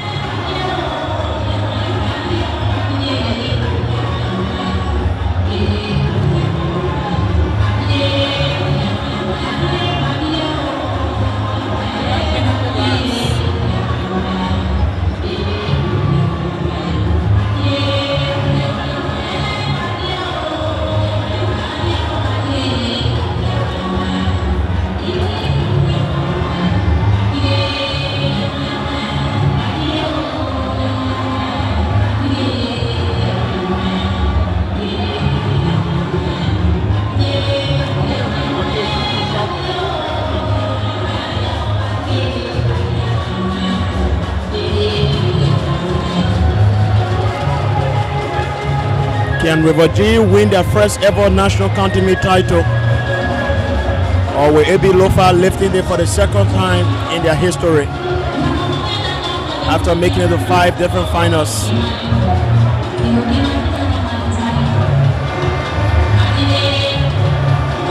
So the penalty will be taken from the post that was being used by the Grand Crew County goalkeeper, that's River G goalkeeper, in the second half of extra time.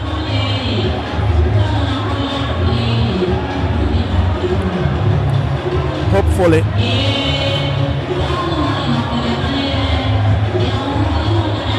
And I tell you, the goalkeeper continue to display drama here. He's gone and knelt in front of the post. I don't know what is it. He's praying. Yes. And he's still having his Bible. Okay, that's water. I mean,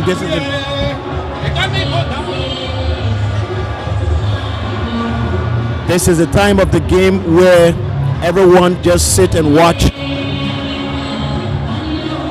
because this is definitely different part of the game. It's actually different, and it's a very critical part of the match as well.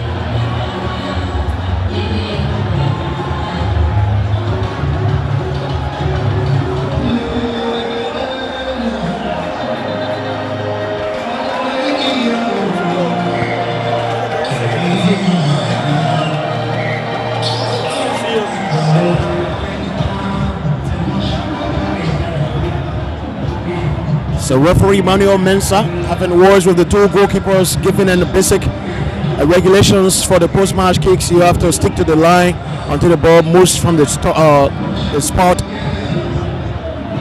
So River G County will take the first kick from the spot.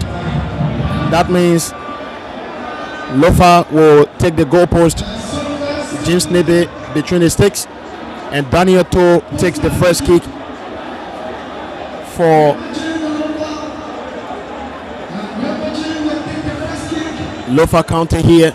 Two goes there, and a wonderful goal from Daniel To. Beautiful, an incredible one. Daniel To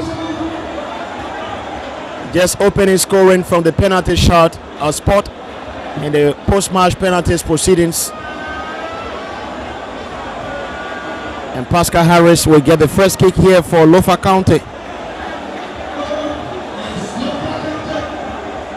The Wologisi FC defender, Pascal Harris. I think Pascal needs to relax. Harris goes there and he gets it through so easily, but very beautifully. I think that was quite a great goal from Pascal Harris. Yeah. You saw the relaxation from him. Jusu Dukle will take the second for River G County. The man who forced the match into post-match penalties after getting a late goal, just on the breath of a match.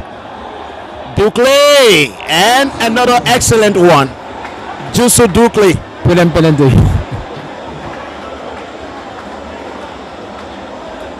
Sending the goalkeeper the wrong way. Absolutely the wrong way, and just found his own way between the sticks to keep it up for River G County.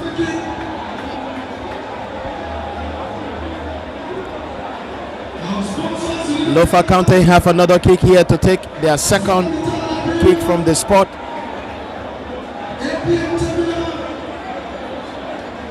There has been no mistake from the previous two penalties. Two from and let's see Lofa County here.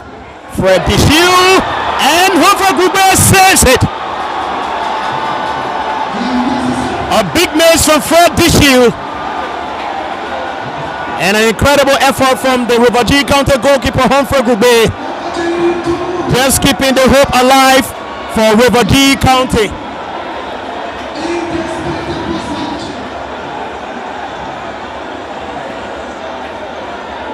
So River G take the advantage in the post-match penalties. 2 kicks and 2 goals for River G County, 2 kicks and 1 miss for Lofa County. putting River G at the advantage in the post-match penalties. This is now Derek Weir, who will take this throw kick for River G County. Weir, oh, this one is just incredible. That is genius. Derek Weir with an excellent, well-taken penalty. Goalkeeper James Neby could not make any attempt on that. Lofa have their third kick here to be taken, and Alexander Curtis will take this one. Well, Curtis is noted for putting whole lots of power in his shots, so this time around it has to be accurate, well directed, and not just kicking it because of the power in his legs. Curtis, and he says a word! I mean, just exactly what I said. He's noted for taking shots, but you just have to direct your shot, not just kick anyhow. Two minutes in a row for Lofa County in the post-match penalties. It's been a long time coming for River G County, but I think it's getting more glaring for River G County after Lofa have missed 2 of the 3 penalties. I think this has ended the best defender competition between Alexander Curtis and Jusu Dukley. Jusu Dukley went on to score the equalizing goal that brought the match to extra time, eventually penalty, and went also scored one of the penalties for River G. But Alexander Curtis, on the other hand, went to keep this penalty, miss it. I mean, Eddie Livingston comes here. Can he score to continue put River G in charge? Livingston, and he puts it to the middle of the post. What an incredible goal! And River G County are champions. No mistake for River G County. 4 penalty kicks and 4 incredible goals. It's been a long time coming, but finally and at long last, River G County have their share of the gold. They finally have their hand on the golden trophy, writing their name in history, and doing it in a big style. 4-1 on post-match penalties. River G County are champions.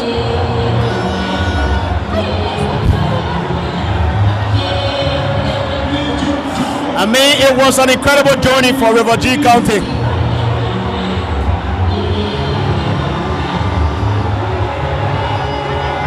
And it only gets better by winning the title for the first time in their history.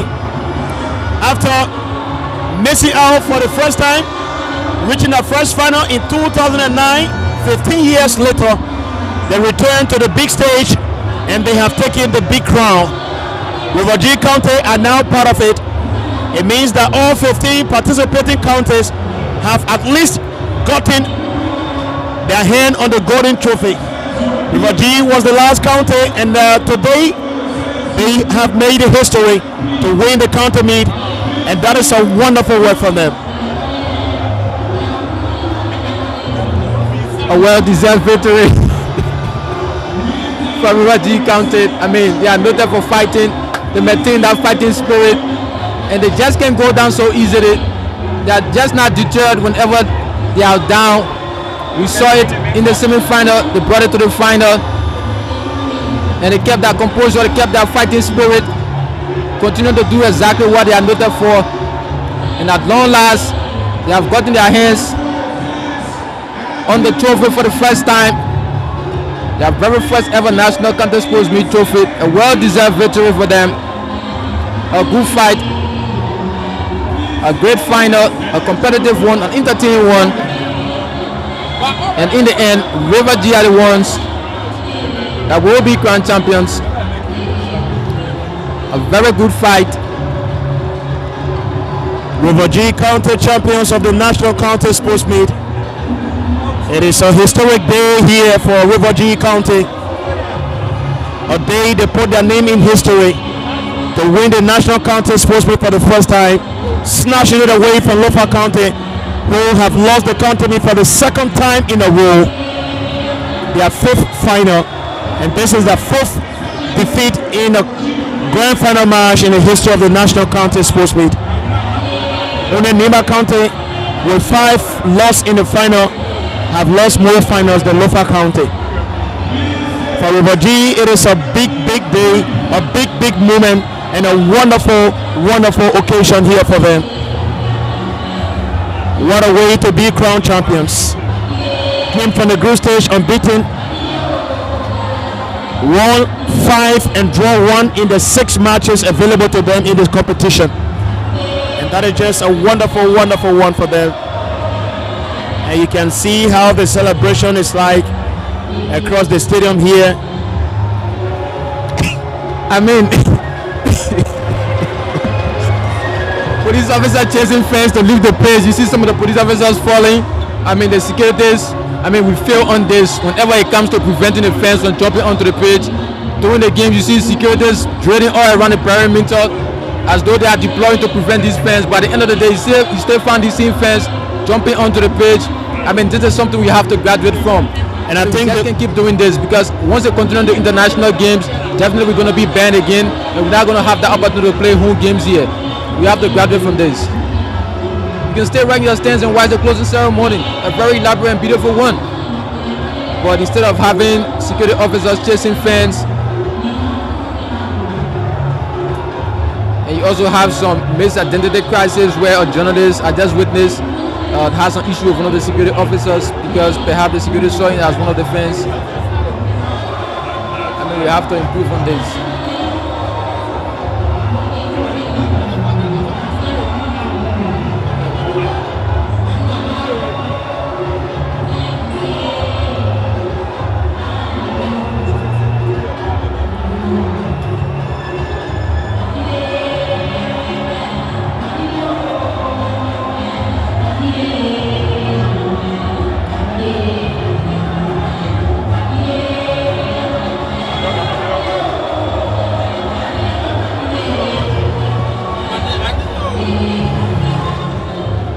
I tell you, the first ever title for the Lepers of River G County on their 2nd attempt to lift it, and yes, they have eventually won the crown. Very incredible fight from them, and a very historic moment as well for River G County. I know Fishtown is upside down, and I know citizens of River G County all across, especially following KMTV right now, in total elation, great delight, and excitement for River G County. And Lofa County are in despair and heartbreak.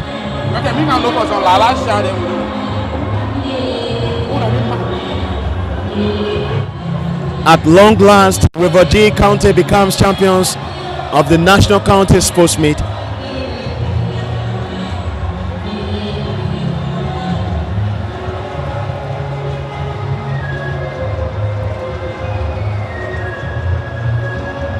It is a really a big frustration for Lofa County, having been beaten in the final in the last edition. I thought this could be a consolation for them after losing the final to Nimba County last year, but again it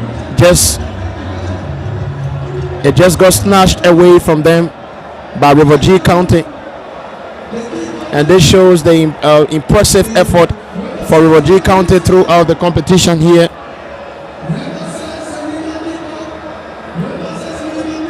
$11 goals in 6 county meet games for River G County, and 5 wins and 1 draw in 6 county meet games as well for them. Won the competition unbeaten, and they are the official champions. So the podium is being mounted for the coronation ceremony of the champions of the 2023-24 National County Sports Meet. Riverside are the winners in the kickball categories, while Nimba the runner-up, and then in the football categories, Riverside are champions with Lofa being the runners-up. I mean, what a day it is to be a citizen of River G County. There is no better day or better occasion to feel proud of being a River G citizen than now. This is what they are yearned for a long time. This is what they have longed for. They've made a lot of attempts, though they've only reached the final once before today. That was in 2009, losing 5-2 in the final to Bomi County. But today they came up, fought very well, and defeated Lofa County. The opening goal of the match coming from Blamo Wea, who is the top scorer of the tournament with 5 goals. And James Tapper got a brace beautifully to get the lead for Lofa County. But Joseph Dukley headed home a very important equalizing goal just at the breath of the full time to force the match into the post-match penalties or extra time, and eventually go into post-match penalties. And River G being very immaculate from the penalty spot, scoring 4 from 4 shots, and that made it very wonderful for them here. Lofa scoring just 1 from 3 available shots, and so there was no need to continue with the first 5 penalty kicks because whether or not they scored the remaining 2, River G will still be crowned champions. So it's a historic day here for River G County, and the supporters are in wild celebration across the SKD Stadium here. And I know this celebration extends beyond the stadium, going all the way to Fishtown there in River G County. And even in the diaspora, where other citizens of River G County or supporters of River G County have been following the occasion here, and they are just excited about that, about this historic victory from River G County. I mean, it's a very historic moment here for River G County. It's been a real long time coming for them. And finally, the Lepers have opened their claws to take the county crown for the first time in their history. Doing so against one of the counties that have been putting a lot of big shows of late or in recent years.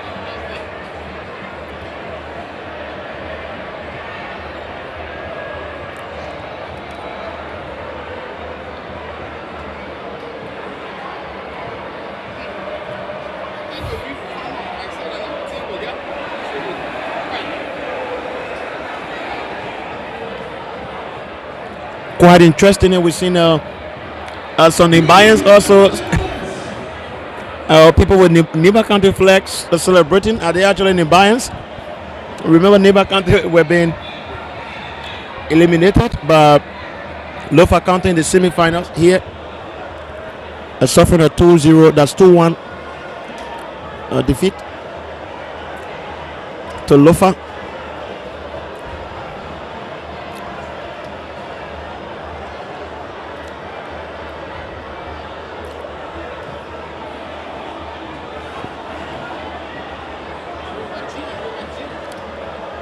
So the pitch has been invaded upon by jubilant fans, especially River G County. And we also see some disappointed supporters of Lofa who were around consoling their players. And as well, Neighbor County. Remember, Neighbor County kickball team were defeated in the kickball category. Also, their second final defeat in a row. Last year they went to the kickball final with Lofa County and lost it, and this year went to the kickball final Riverside County and also lost it. On the 2 occasions they come from the same group. Last year they came from the group with Lofa County, and this year they came from the group with Riverside County. River says won on the highest advance, which is a penalty in the kickball match. So the coronation ceremony is about to get underway as the stage is being set, and those concerns are also set and ready. You see, River says County kickball winning team beautifully dressed up and awaiting their crown, and Neighbor County kickball team, who are the runners up,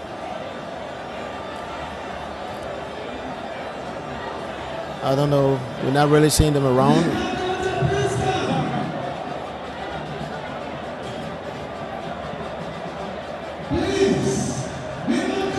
But you see, supporters have invaded the pitch and have intruded so much that you don't even have space for the award ceremony to go on properly as it should be.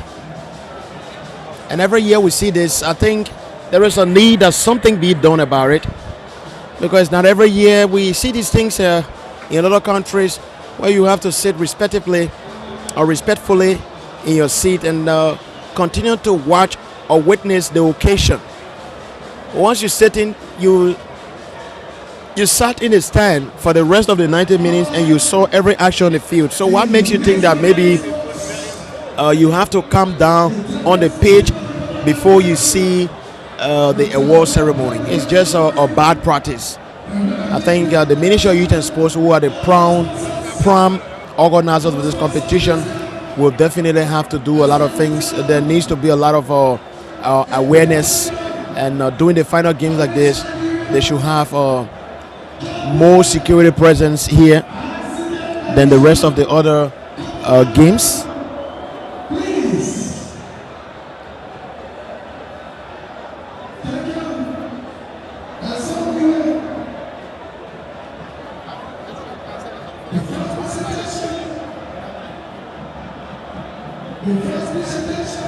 Lofa County missing up on yet another county made crown.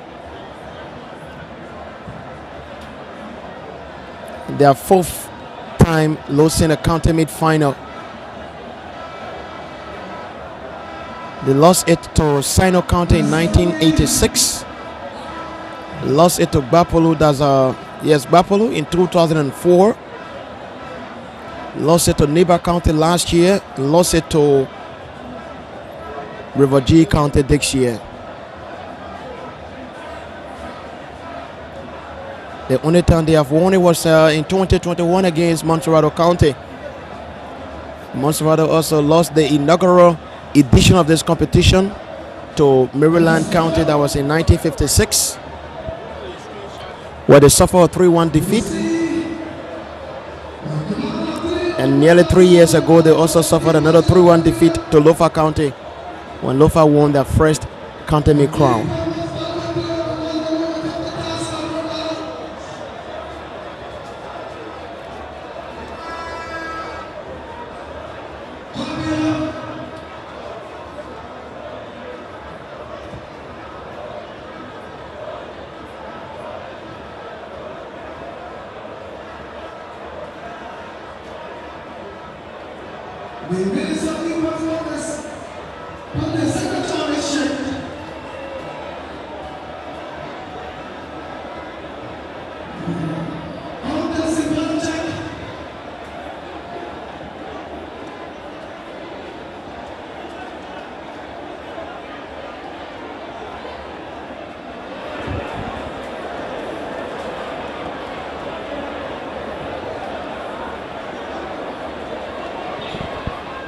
So it's really going to be a long occasion.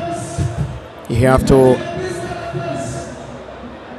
present medals to the two runners-up first of all, and before awarding the two champions.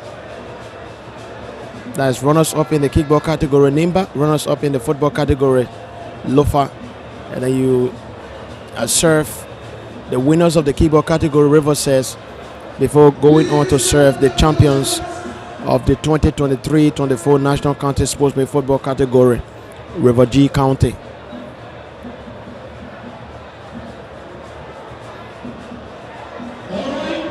This is definitely a day to forget for Lofa County, but it's going to give River G a lifetime memory. A day they put their hand on the National County Meet crown for the first time in their history.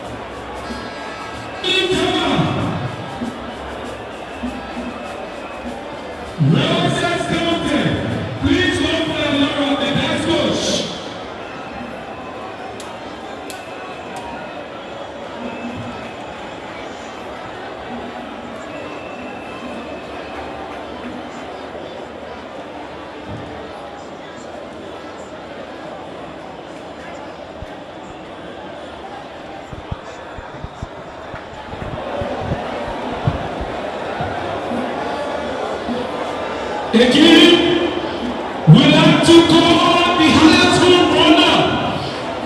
The highest goal scorer, the highest home runner is none other but CCP Akwe, 11 home runs. Brothers captain, CCP Akwe. The second, Laura from the day. 11 home runs.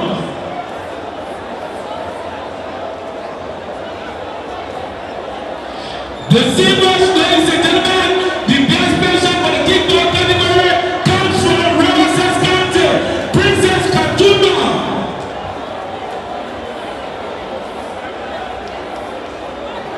Princess Katuma, Alice Lopez.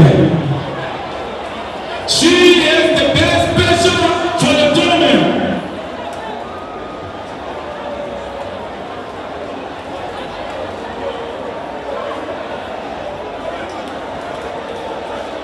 The silvers, ladies and gentlemen, the MVP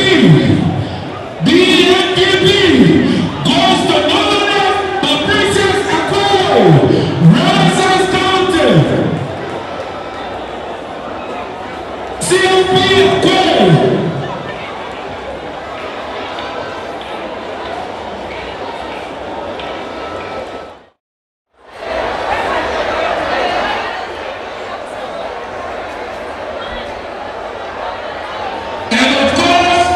The second place winner goes to Nimba County. Nimba County.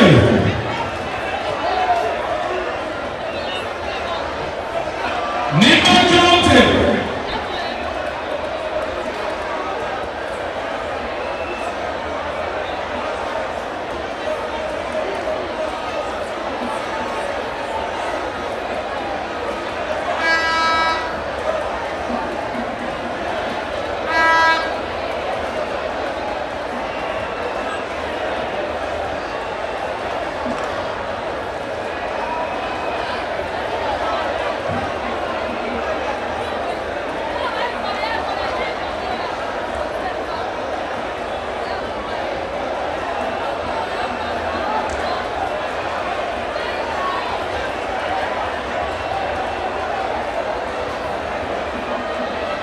We like to call the MVP for the kickoff category to receive a symbolic.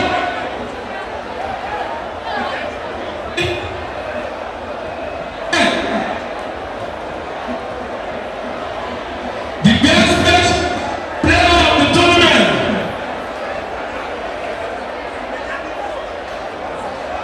And of course, she wants away with 50,000 Liberian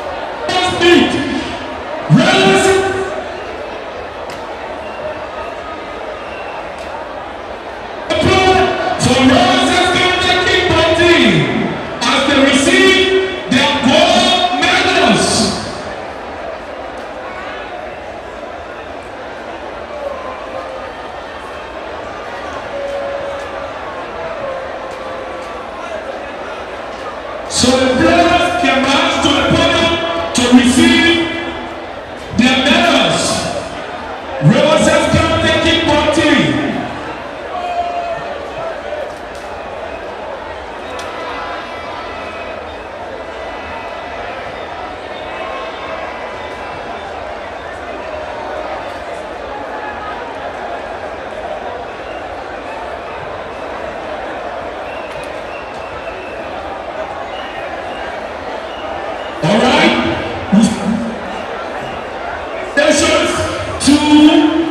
Roses County Kickball Team for being the champions of the 2023-2024.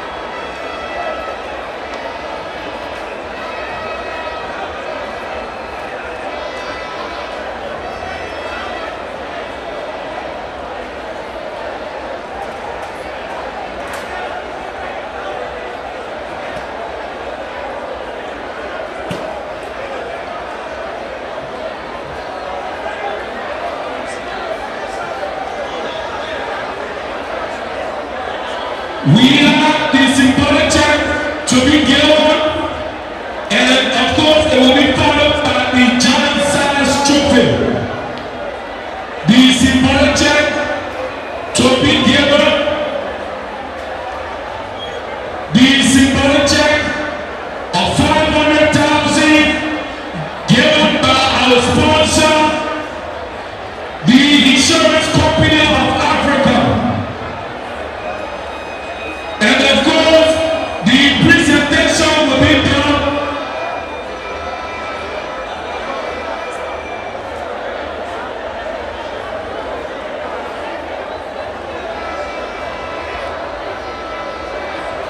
Of course, the managing director of Pregame present the Johnson Trophy.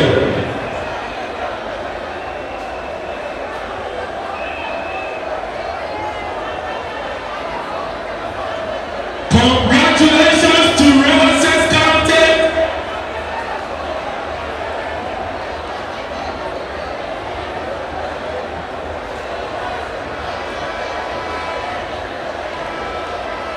All right, we want to say thank you as we move to the football category. Please go.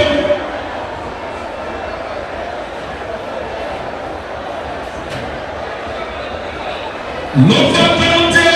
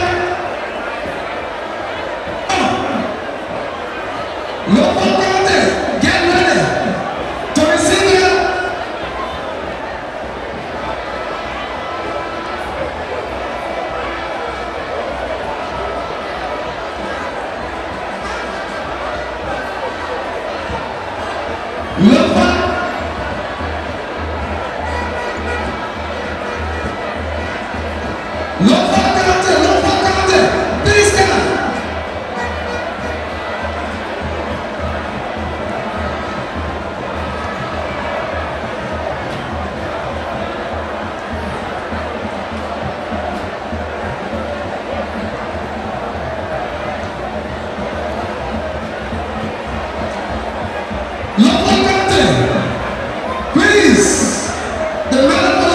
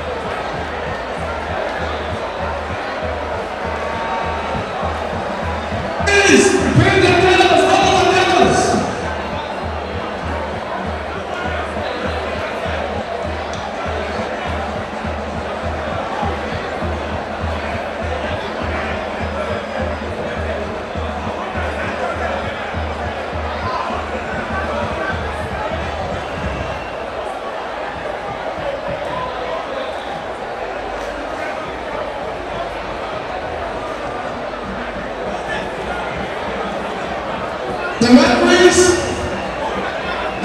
please come.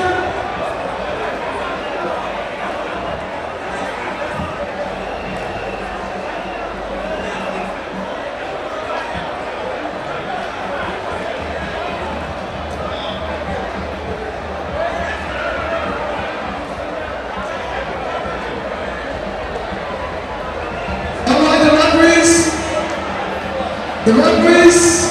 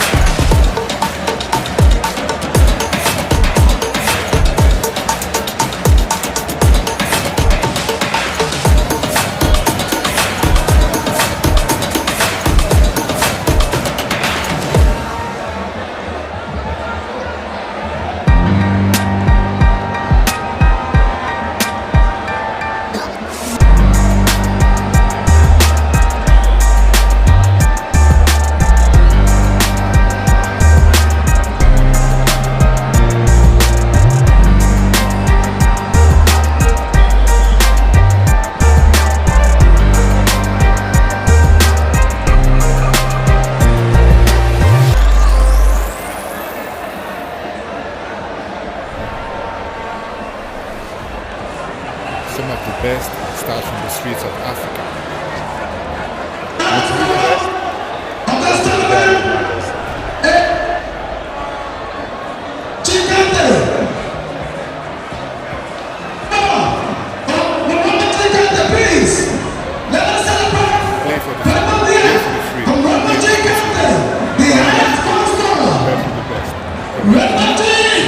Welcome to Uptown Garage, your one-stop auto solution.